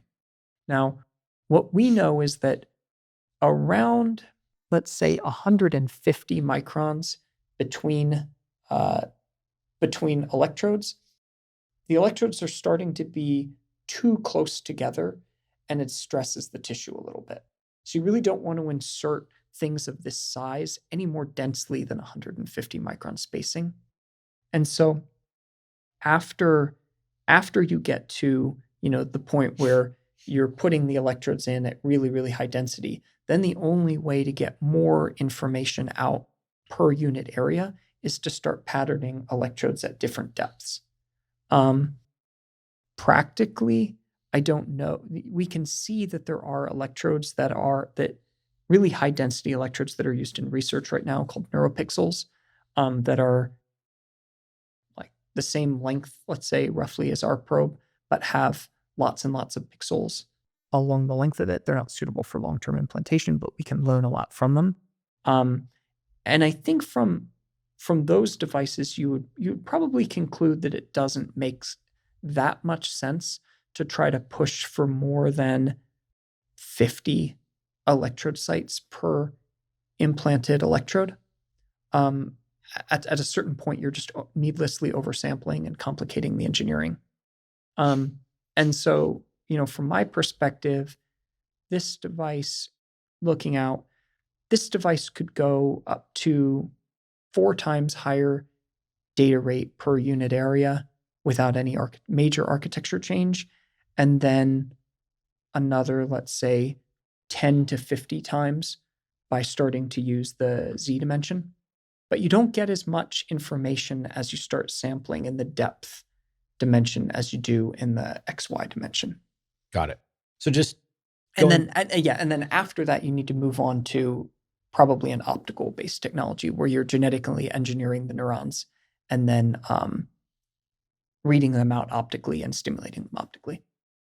Wait, tell me more, meaning? Yeah, the sort of, I would say the far future of like really, really high density BCIs. It's like the next kind of like, so going from like dial up to the exactly fiber optics. I think it'll almost certainly involve genetically engineering neurons in order for them to change their optical properties when they're firing. And so there are there are neurons that can, there are ways to do this. There are ways to express proteins in neurons where the proteins will change their fluorescence profiles as a result of either calcium signaling or change in voltage across their membrane. But it's not, they haven't been designed in such a way yet that you can use them for really high data rate BCIs in a way that will keep the neurons healthy for a reasonable amount of time. I think there's just a lot of genetic engineering. And then after that, there's a lot of basic human research that would have to be done. I would say it's easily 20 years away. Got it. And then, so if we take some of the near term use cases of getting someone to 150 to 200 words per minute, which is a big major focus of Paradromics. Ideally, you want it kind of one and done, where it's there for 10 plus years. Well, that's where I think this sort of difference in philosophy between Neuralink and Paradromics becomes really important. Is that if you talk to people who have lost the ability to speak or have lost the ability to move, or maybe are suffering from treatment-resistant depression, talk to people who need a brain-computer interface to meet an unmet medical need, and then you ask them, like, hey, how long would you expect this medical device to last? 10 years is considered the minimum. And most people say, well, I would want it to last forever.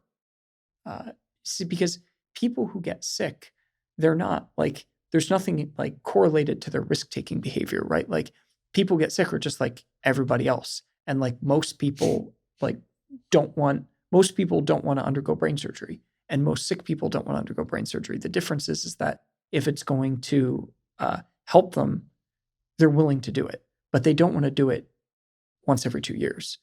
And so we just took like as a mandate that any technology that we're building needs to last for as long as any other medical device would last, because that's what patients want.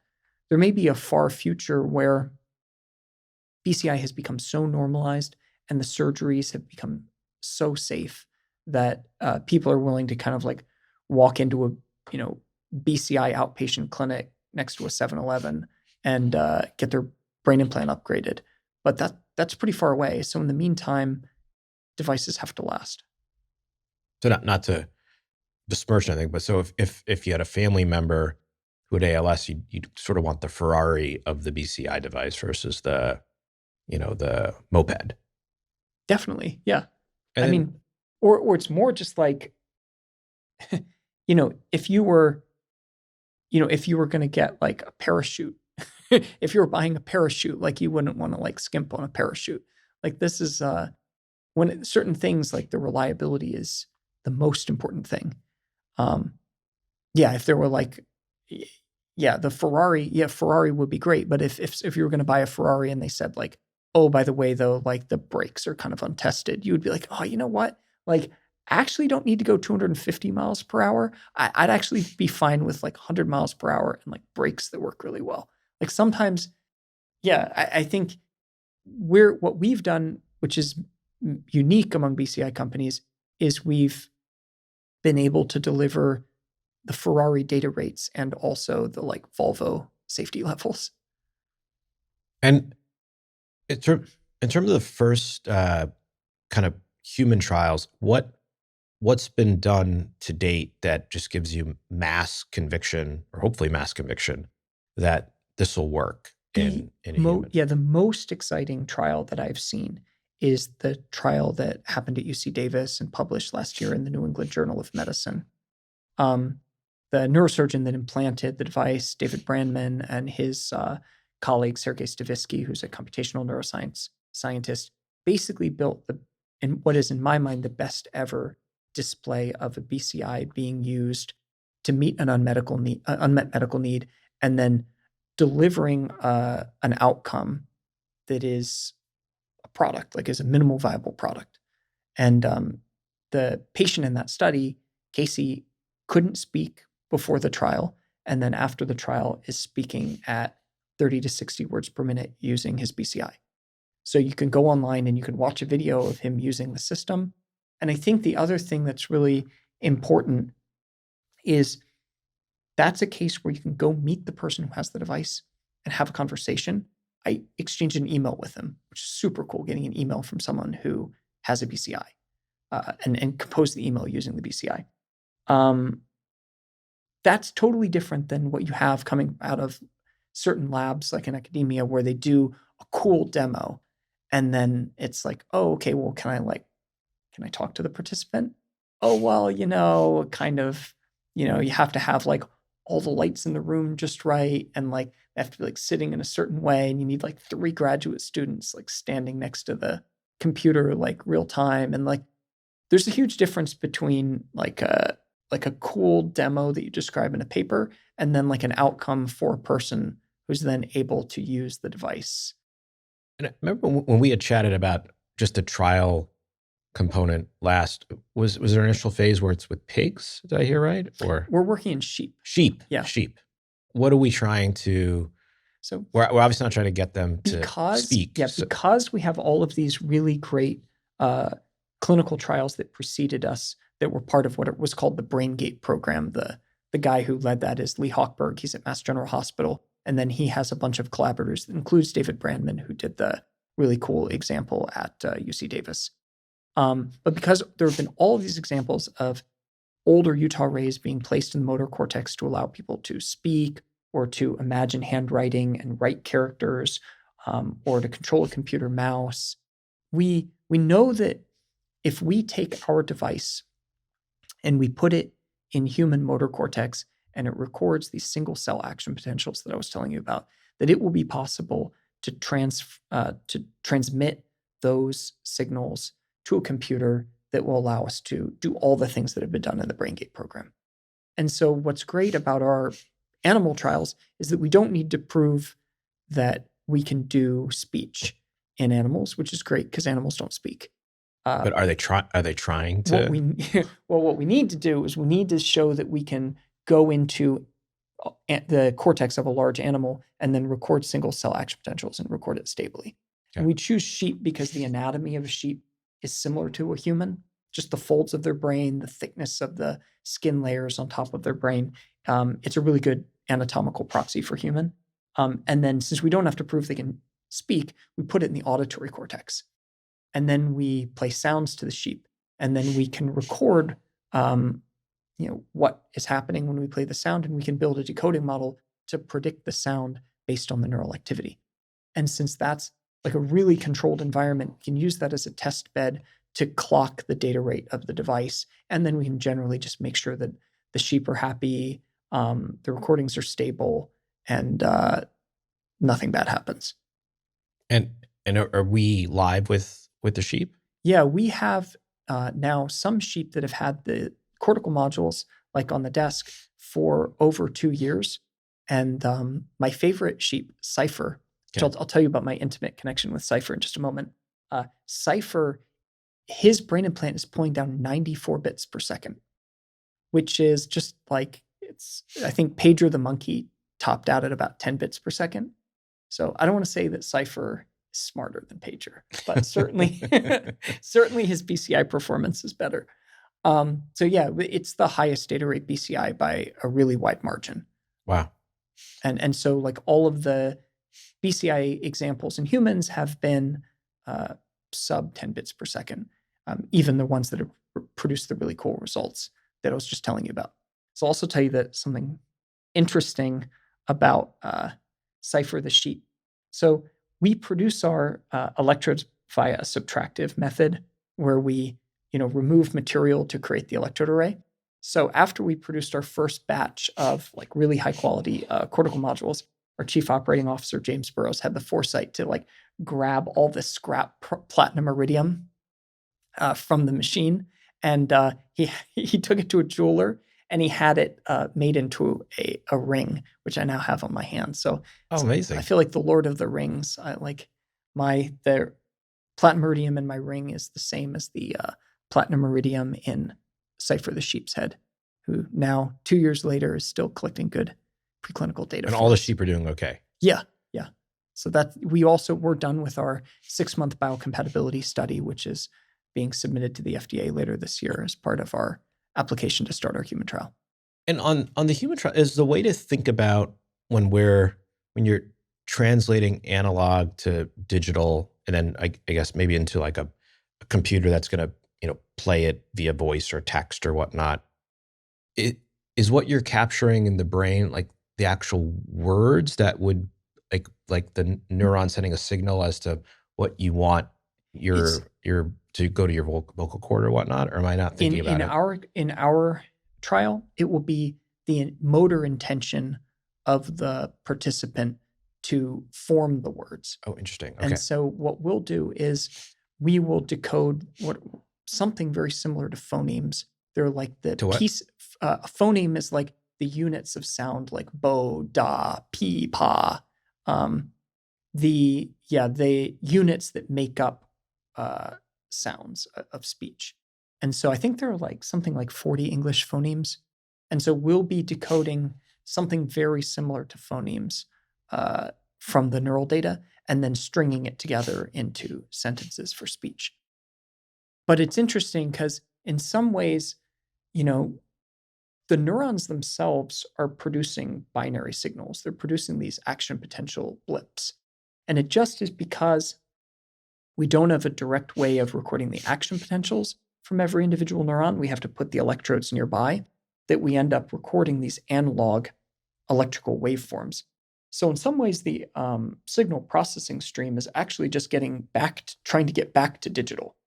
The first step is just taking these analog signals and converting it back to a record of neurons and when they're spiking and when they're not spiking. And then all of the cool machine learning doesn't give a shit about the analog signals. It just looks at the population of neurons that we're recording from and which ones are firing and which ones aren't firing. Got it. And when is the first, when will be kind of the approximate day or month we'll know, will that amazing moment when? We're late summer, we'll be applying for approval from the FDA to start the trial, which means that we're estimating Q4 of this year. Wow. Where we would actually just see it happen. Someone turns it on. Now some of the advanced trials that are happening in BrainGate, like the participants doing useful things within tens of minutes of turning the device on and starting the training. So, got it. And what's Neuralink in terms of bits per second? The highest that I've seen reported from the Neuralink device was in the monkey trials, which was 10 bits per second. So about 10% of Paradromics. Yeah, but in the human trials, it was reported that the first participant in the Neuralink clinical trial, 85% of the electrodes actually retracted from the brain within the first 3 months. What do you mean retracted? Well, there's another difference between our device and the Neuralink device that I haven't talked about yet, which is that our device sits on the surface of the brain. And so when the brain moves, which it does inside of the skull, the device kind of rides the surface of the brain like a boat on the water. The Neuralink device is a little bit different, though. Instead of having all the electronics located here in the chest, which we put ours here because that's where pacemakers and deep brain stimulators have their electronics, and it's a very established place to put things. Neuralink has all of their electronics in the skull, and then the threads that I was telling you about reach down into the brain tissue, a bit like tendrils of an octopus. But the thing is that if the brain moves substantially within the skull, there's a risk that as the brain moves away from the skull, the threads can be pulled out. And then since the threads are very flexible, they don't insert back under their own stiffness. And so I don't know exactly what happened in the first trial, but Neuralink reported that 85% of the electrodes that were inserted were not recording by 3 months in. And what have we solved where we believe that wouldn't happen to us in terms of where it would stay in place? The reason why we have confidence that we wouldn't have that kind of retraction issue due to brain skull movement is because, there are now 2 decades of data for the Utah array that sits on the surface of the brain and rides on the surface of the brain. And those devices don't get pulled out by brain skull movement because they ride on the surface of the brain. And similarly, we haven't had that issue of brain skull movement producing, pulling a device out. So do you think it was a function almost maybe in their first version putting too much onto, like, trying to do too much and kind of what's layering onto the brain It's versus known it's known that human brains move more than monkey brains, and so one of the things is just an honest oversight that the same kind of architecture that worked in primates didn't work in humans, and the mechanics were a little bit different. And it it's probably something that could have been known going into it, but it's like it's easy to be the whatever like Monday morning quarterback and say like you should have done this. Like we just know that we want to make sure that our device doesn't have a problem like that. And I've heard, just from what I've read, Neuralinks and Musk's talked quite a bit about restoring vision. And at the very beginning of our conversation, you talked about kind of the 100 pixels in terms of some of the early attempts. Understanding kind of what our first use case is, how much more in complexity is vision in terms of order of magnitude? What do we still have to figure out to do that? I mean, how many pixels of vision would you consider to be curing blindness? How many do we have? I can say that the highest neural interface that was ever created was created by us during our DARPA days.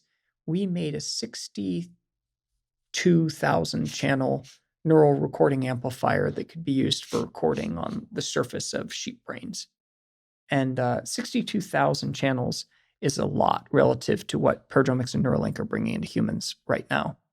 But it's only 256 by 256. And what was the first color computer? Do you remember? No, but I mean, if you watch, you can watch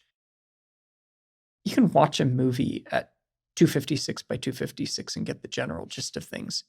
But I think it would be a bit dodgy to get behind the wheel and like start driving in traffic with that kind of. Because it's a visual thing. So we've got so much visual data to train off of. Is that something where you could use AI on the 256 by 256 to almost sort of like make it super clear to someone? Well, the brain fills in a lot of gaps by itself. In some sense, the brain is doing that, like infilling itself, but still fundamentally, like you're data limited if you're trying to provide vision. And I would say like 256 by 256 per eye is probably the minimal viable product for vision. And from my perspective, it's going to be a while before either Paradromics or Neuralink can deliver at that level. And also, if for stimulating electrodes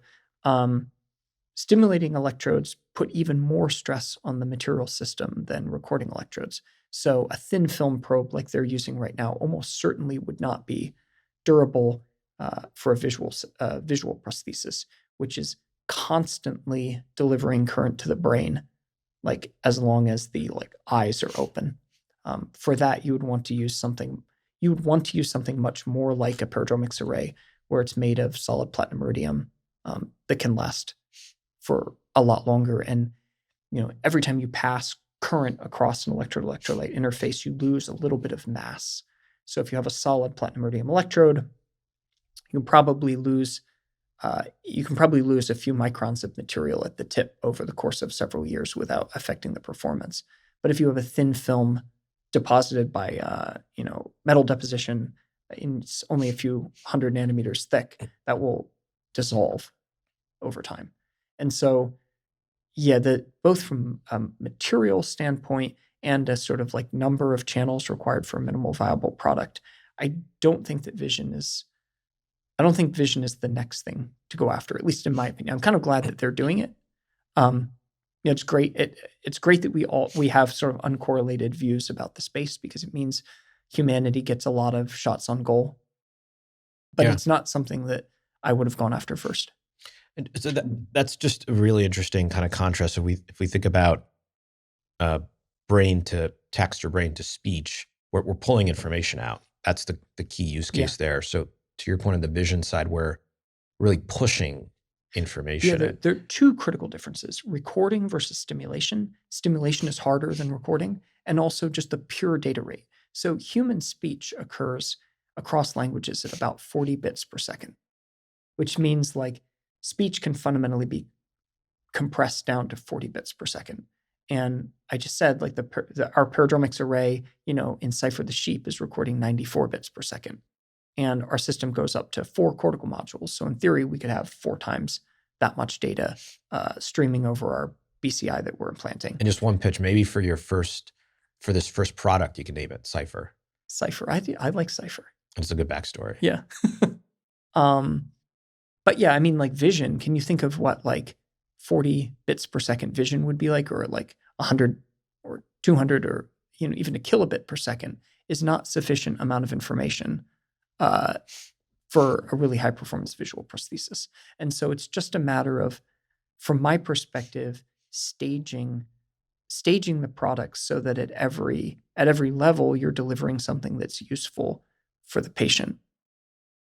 So on the visual side, and the only reason I keep going back to it, just trying to get a sense as to limitations and kind of next stage. So, and also it's kind of an interesting precursor to stimulating or inputting information back on the brain, where it's like a really clear use case that if you solve that, it leads to all kinds of stuff. I think that's part of the reason why it's attractive as a next thing, is because it's seen as an entry point for stimulation for other things.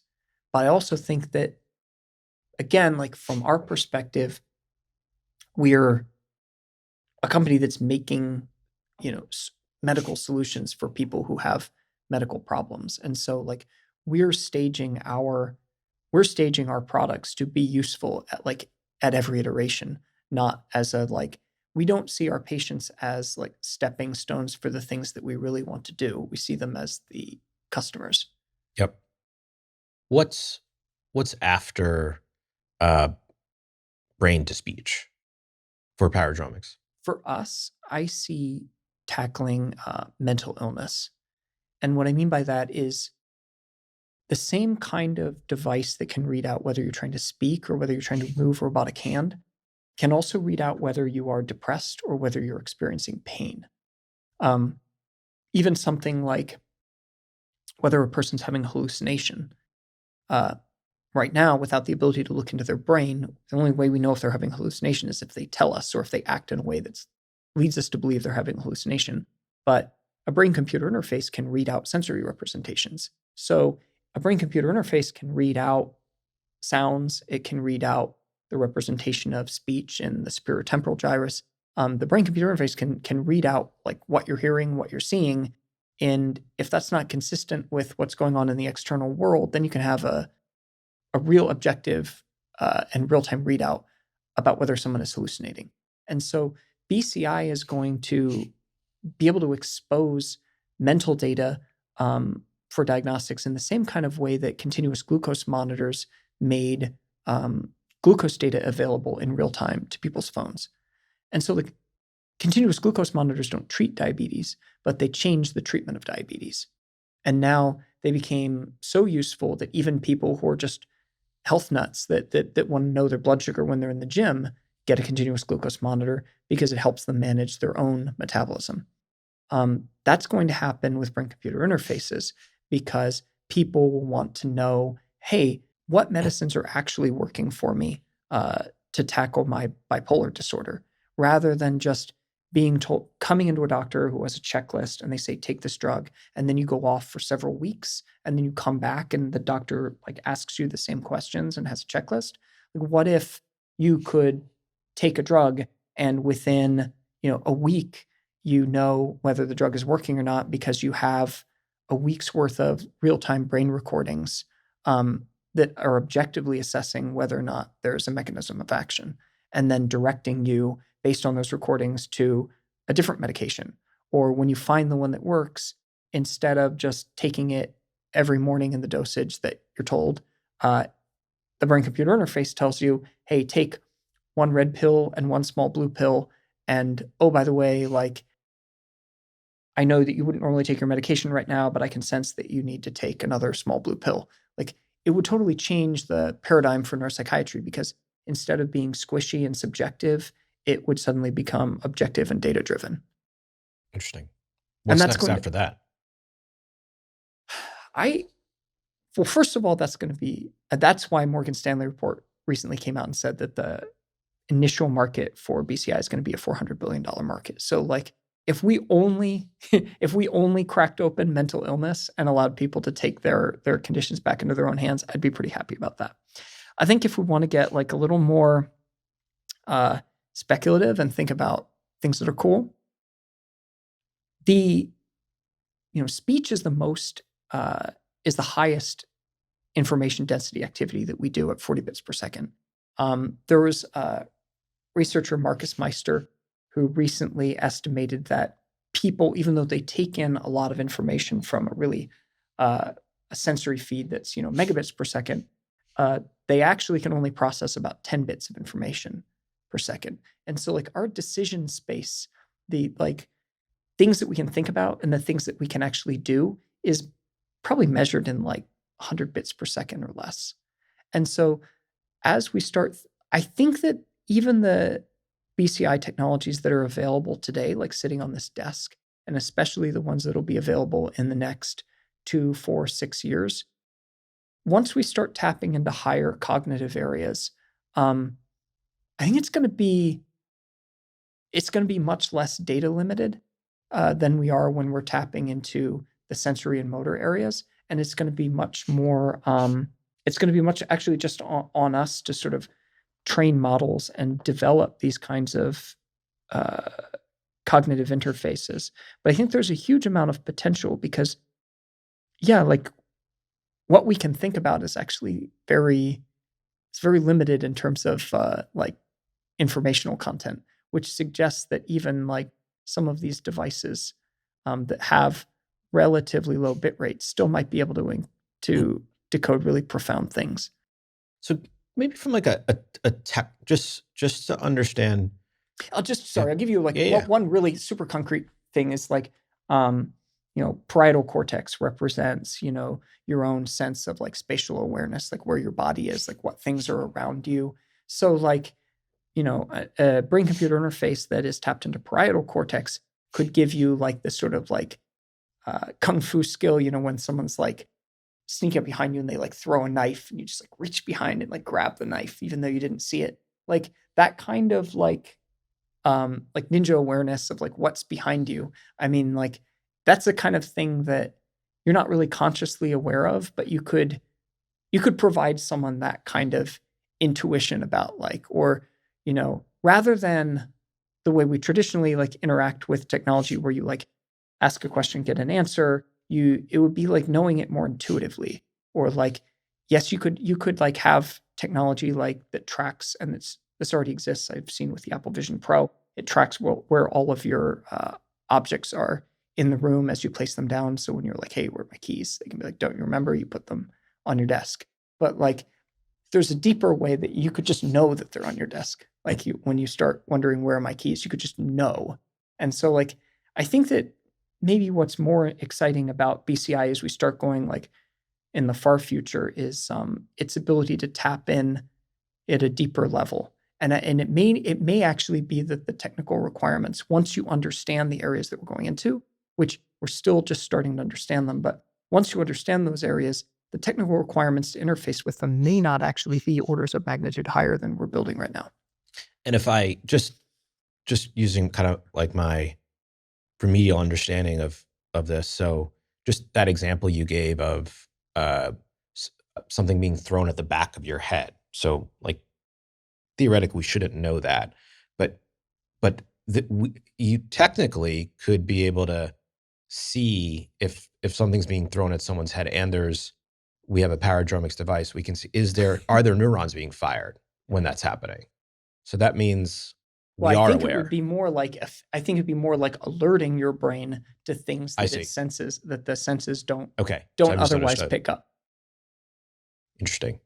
And then get the hand to. So just what has to be solved technically by Paradromics or the industry to sticking with kind of the medical use case of so we taking someone who has ALS, who's lost ability to not only speak but also walk, or a quadriplegic, similar.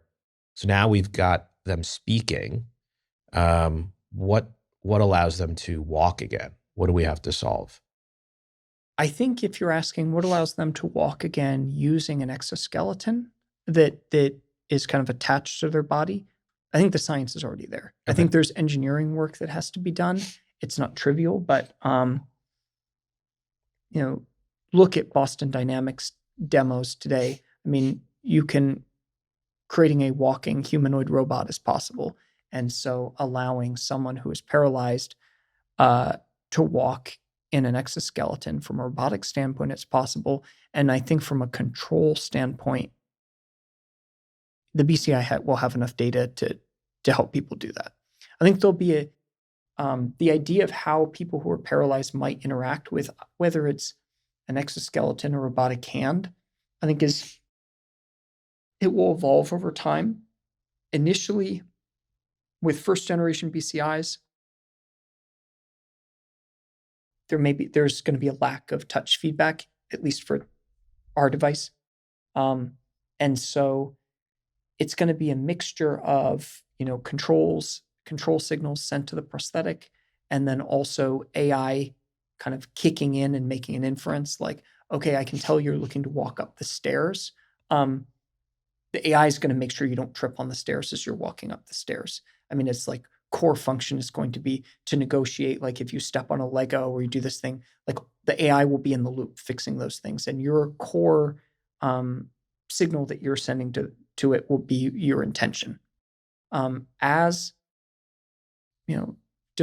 as we start to incorporate, feedback via the BCI, and as we start to build devices that are even higher data rate, we'll move from a system where you are predominantly giving like intention signals to the BCI, and then it's doing the thing, to you having more direct agency in the direction of the robotics, to the point where we'd like to be is that it really feels like you're controlling it and you're getting the touch sensation back from it, and you really feel like you're in the loop and you feel embodied. But I think that there will be a transition period where, to the highest level of extreme, you could imagine an exoskeleton that you just say, hey, walk up the stairs and go to the bathroom and take me to the bathroom. And so there's this shared control scheme that will evolve over time as the devices get better and as the control strategies get better. Yeah, I think something that's very far away, unfortunately, I know a lot of people are excited about how soon will I be able to walk with my own legs, or how soon will I be able to do things with my own arms. I think one thing that we've learned from spinal cord injury studies and rehabilitation is that there are some people who have incomplete spinal injuries, and a mixture of BCI and spinal cord stimulation and rehab can allow them to use the connections that they already have. There's a company, Onward, that's been very successful helping people to walk again who are in that situation. But for people who have lost all of their motor output, or people who have a complete spinal cord injury, we don't yet have the ability to tap into the muscles electrically and direct them to move with the kind of precision that we would expect. It's difficult to stimulate muscles from the outside of the skin to do what you want them to do. It's hard to isolate the individual motor units. You can do simple things like cause a hand to contract, maybe slowly isolate individual fingers, but having dexterous control using what's called functional electrical stimulation is still really far away, and that's going to be the case for the arms and the legs. It's an area of basic research that I think all of us are really excited about, but I think there are going to have to be some breakthroughs before functional electrical stimulation can get to the point where robotic control is right now, which leads me to kind of macabre, but I think accurate prediction, which is there'll be at least a decade where people with severe paralysis opt to have amputation and replacement with a robotic limb, simply because the robotic prostheses, the robotic control, and the BCI will be sufficient to provide really good hand function, and the ability to stimulate your native arm will just not be there yet. It's fascinating. I mean, just like taking it, obviously at our age, what you just described, there's something like if God forbid something happened to us where we were in that situation, there psychologically it's probably very different having robotic arms and legs versus. But I'm just thinking out loud where, even when you're 80 or 90 years old and you've got terrible knees, legs, arms, it's almost like changes the notion of being old Yeah. from like a physical perspective. If you're able to just like, even if you're not a quadriplegic, you're just 90 and you're not able to enjoy life as much. I mean, you can make an argument that it makes sense to do this. Yeah, I mean, people, Instead of the knee surgery, you get just 2 new legs. yeah, people who can walk sometimes, if they're going to like Disney World with their grandkids, they get the robotic wheelchair, to move around. And I mean, you could imagine a lot of people opting in for an exoskeleton, or even, limb replacement if it made sense. And I think this will be a place where, in the 10-year time frame, BCI will just have really rich control signals that can be tapped for those kinds of devices. And so what has to be? So let's say Boston Scientific calls you, maybe they already have, and they said, okay, we've got the exoskeleton ready. We just need the right BCI partner. Well, there are a lot of people actually a lot of companies that are developing exoskeletons, most of them are startups, have reached out and said, hey, could we use your BCI to control our exoskeleton? And what I've told them is, if you can direct the exoskeleton to do the things that you want it to do when it's controlled by the BCI, then it's ready for BCI control. So simpler examples, I'll give the hand example. Let's say that you have a robotic hand. And if you can put sensors on my hand and detect the location of my hand, and as I move it and your camera looks at my hand, you can get your robotic hand to do the same thing, then you're pretty much ready to plug into a BCI. Because BCI right now is, if you put a BCI in the hand knob, it can measure when people are trying to move their fingers. As we have BCIs that can be placed more places in the motor strip, and record more areas of the brain that are involved in more parts of movement, it's inevitable that we will be able to put enough BCIs across the motor strip to reconstruct someone's intended hand and arm function. And therefore, we can take that same data and control our robotic arm. I think what is unrealistic right now to expect BCI to do is, if you have a robotic arm or you have an exoskeleton system that you want to walk, but you haven't figured out the control yet, like you haven't done your homework, like, oh, our robot, like when we try to tell it what to do, it kind of like still stumbles on stairs and like falls down. It's not realistic to think that you're going to rely on the BCI to fix the problems in your system. Got it. But pretty much if you have a robotic arm that can do what it's supposed to do, or you have an exoskeleton, like lower limb prosthesis system that can walk upstairs and like navigate complex terrain, then if you plug the BCI into it, the BCI will be probably better than whatever current input device you're using. And how far away are we at Paradromics from where we have the ability to do that from a data rate perspective? And any exoskeleton that exists today that's being used with, let's say, a joystick or like a series of buttons, would be better controlled by the device that's sitting on our desk right now. Like, I actually think right now the work is probably on the companies that are building the exoskeletons and the robotic limbs. They're the limiting factor. I think so. Not because it's fundamentally limiting. Like, I think there are a lot of really advanced robotic companies right now that could execute on those things. I mean, look at the things that Boston Dynamics is doing, right? If you plug a BCI into like the Boston Dynamics robot, you can get it to do like wild, crazy things. And so it's just a matter of getting that same level of engineering at the prosthetics and exoskeleton companies. Got it. But of course, they have other constraints, right? Like, there's no one inside of the Boston Dynamics robot when it does like a backflip. And if the Boston Dynamics robot, does a backflip and then like falls down the stairs, there's no consequence to that. So there are different constraints, and there's like a higher bar that the exoskeleton companies are going to have to hit. But But I still fundamentally think that like once they're properly resourced and they get going, yeah, they could build the kinds of things we want.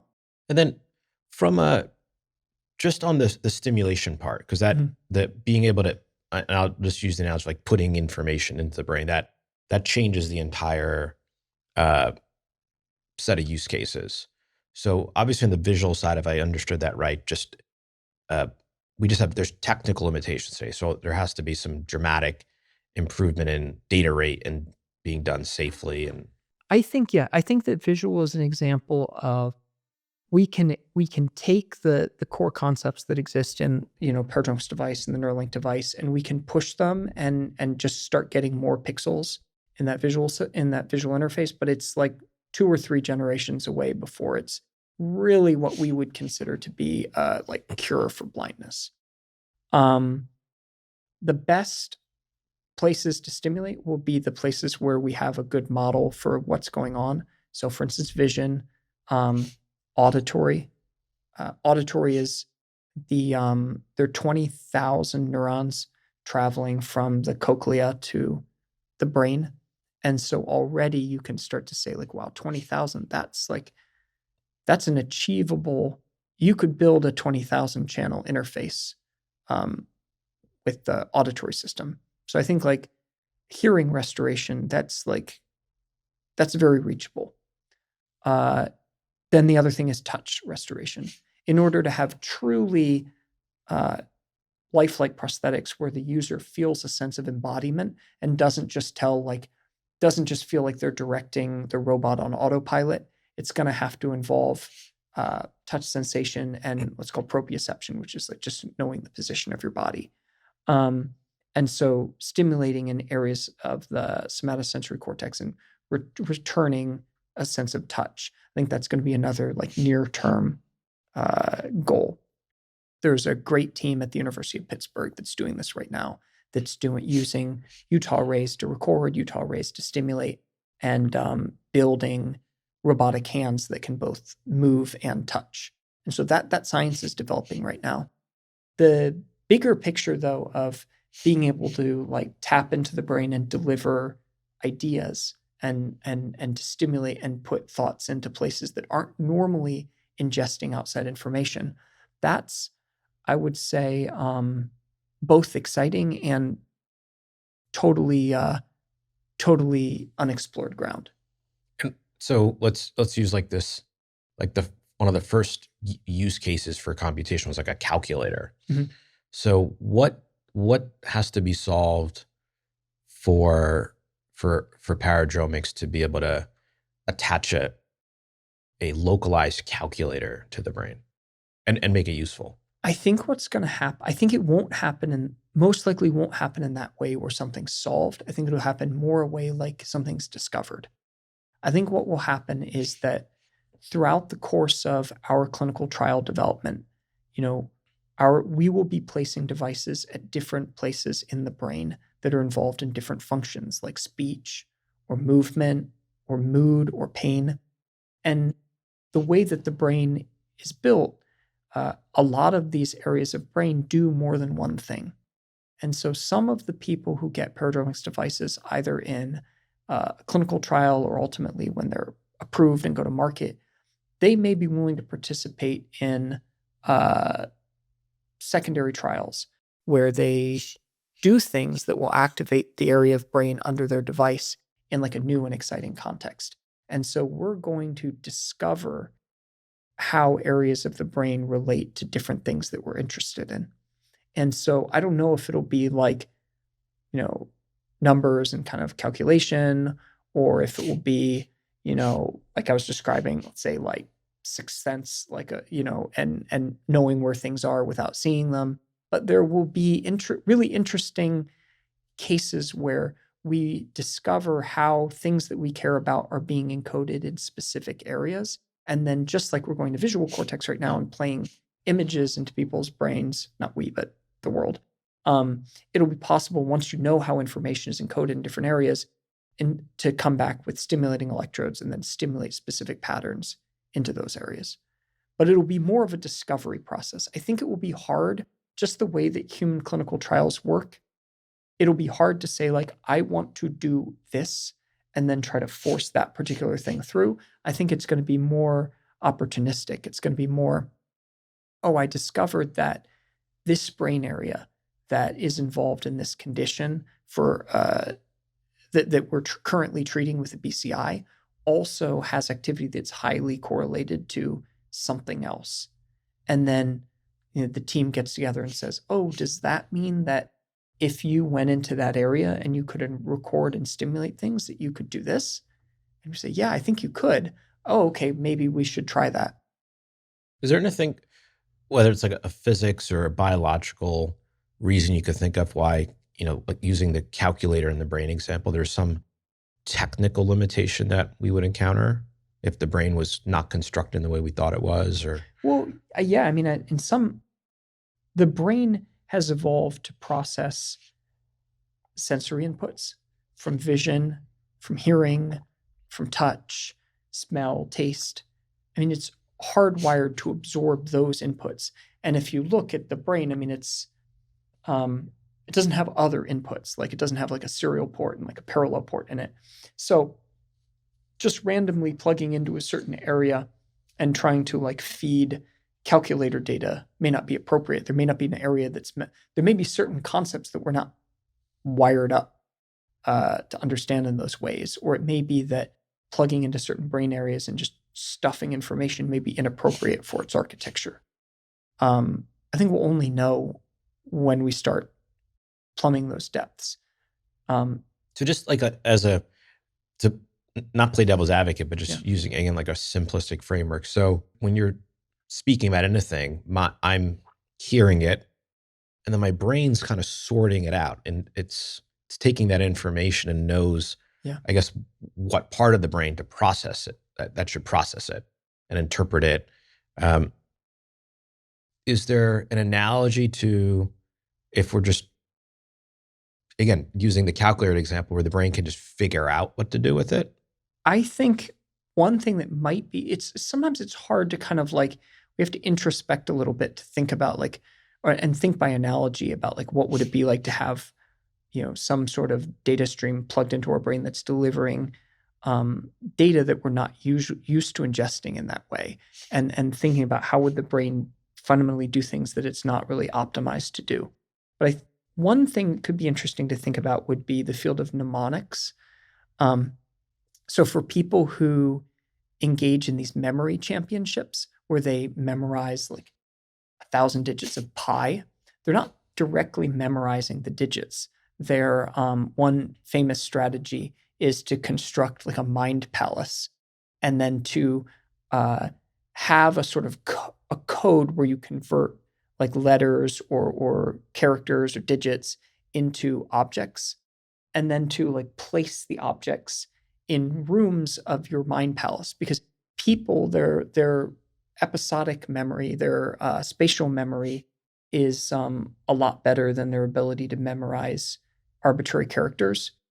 And so it's possible, without being like a genius or without having like some sort of weird brain condition, to memorize long strings of arbitrary characters by memorizing a large space, let's say like a museum or like a hotel or something with a lot of different rooms, and then imagining particular like scenes or collections of objects that are very memorable in each room, and then imagine walking like through that scene and opening the door and seeing the things that you remember. It sort of deliberately forces a domain where we're not very strong, memorizing arbitrary characters, into a domain that we are very strong, like memorizing stories, events, scenes, places. That makes sense. And so I mean, that's an example, a concrete example of taking the thing that we're not very good at, like raw numbers, and then stuffing them into a compartment of our brain that's been optimized for something else. And so I could imagine there could be interesting ways that BCIs have to interact with the brain that do exactly that. They figure out, how do I use an architecture that's optimized for, seeing things, meeting people, remembering faces, and then hack it, so to speak, to do interesting things, or I have done the calculation off board and now I need to stuff it back in the brain. Like, how do I do that efficiently? Interesting.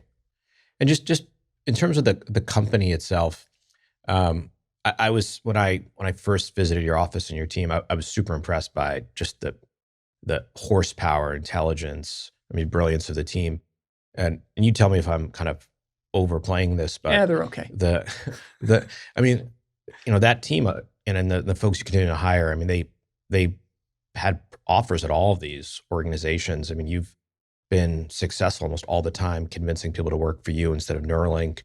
I'm sure if you wanted to, you could convince people from those organizations to join you. What do you think has been that superpower of yours, and also kind of how you're describing not just the mission, but also why you think you're on the right path, or the best path to get folks to come work with you? The best people, especially on the technical side of the company, like the best people want to work on the best technical solution. No one wants to be like the appendage of a company that is, and I'm not saying this about any specific competitor, but like no one wants to be like the technical appendage on what is basically a marketing machine. People who are really smart want to work on the best solution. And then that tends to also be like a good technical foundation tends to be the place where they feel like they can have like the highest marginal impact, because they're starting on really good footing. And they also want to be surrounded by other really good people who are also committed to like building the right thing. So it's a sort of a virtuous cycle. We were fortunate enough to have a really good starting team that had this kind of first principles approach to building the system, a certain level of intellectual humility for knowing like when we were going to do it ourselves and when we're going to defer to established examples and kind of color inside the lines. And then like that just allowed us to continue attracting more and more good people.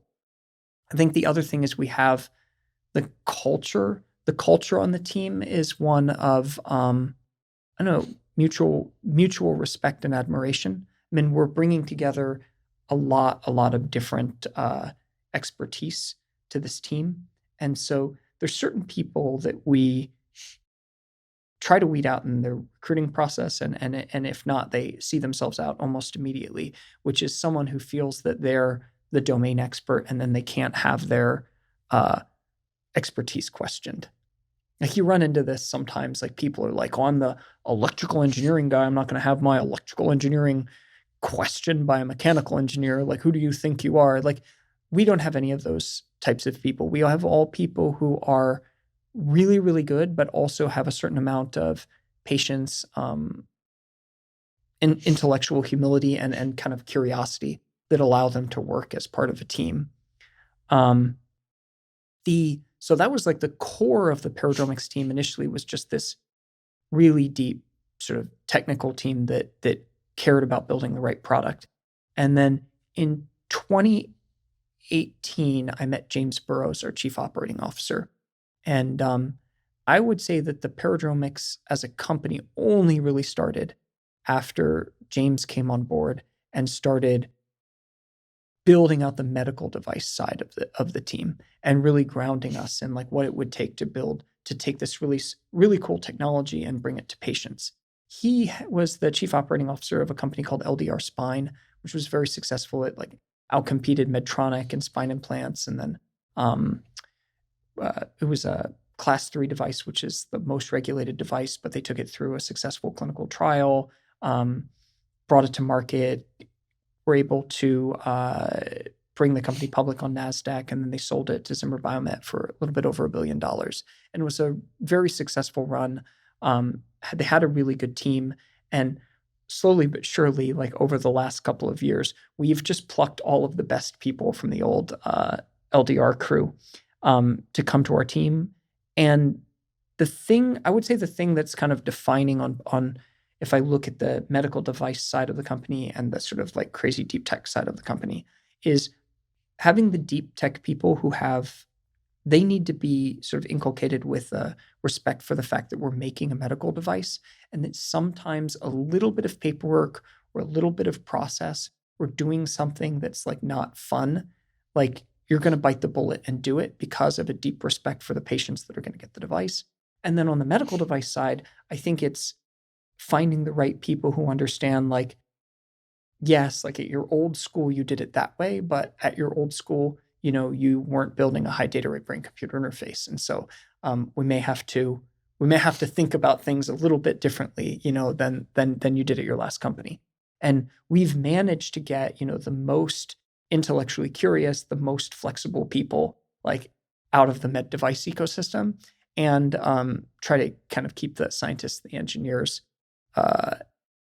grounded in the idea that we're building a medical device. And it's like the cohesion between those two groups at times can have tension that's really like define the product that we've made.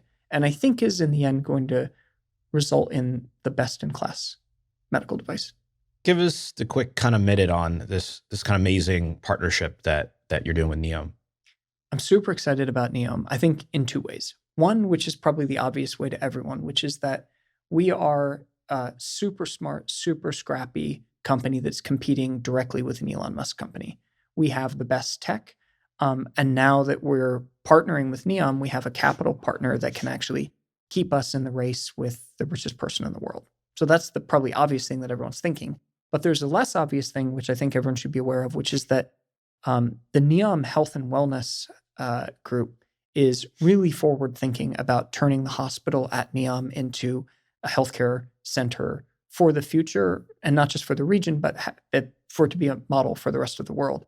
And so when we're talking with them about the future of mental health, they're already thinking about BCI and the kinds of trials that we could run in mental health for BCI. And I actually think based on conversations with them, the trials that we run there could be as innovative and ambitious, and maybe even more so than the trials that will be happening in the US over the next few years. It's super exciting. And I'm really looking forward to building this center of excellence with them.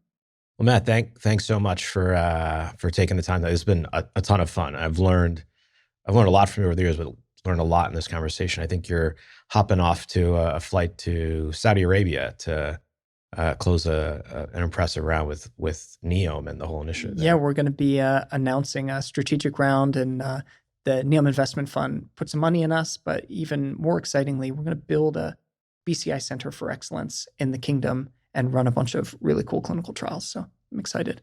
And based on what you're describing, the first main movie I've ever watched that was BCI based was RoboCop. So my takeaway today is you could do that today. Exoskeleton plus BCI could allow that to happen.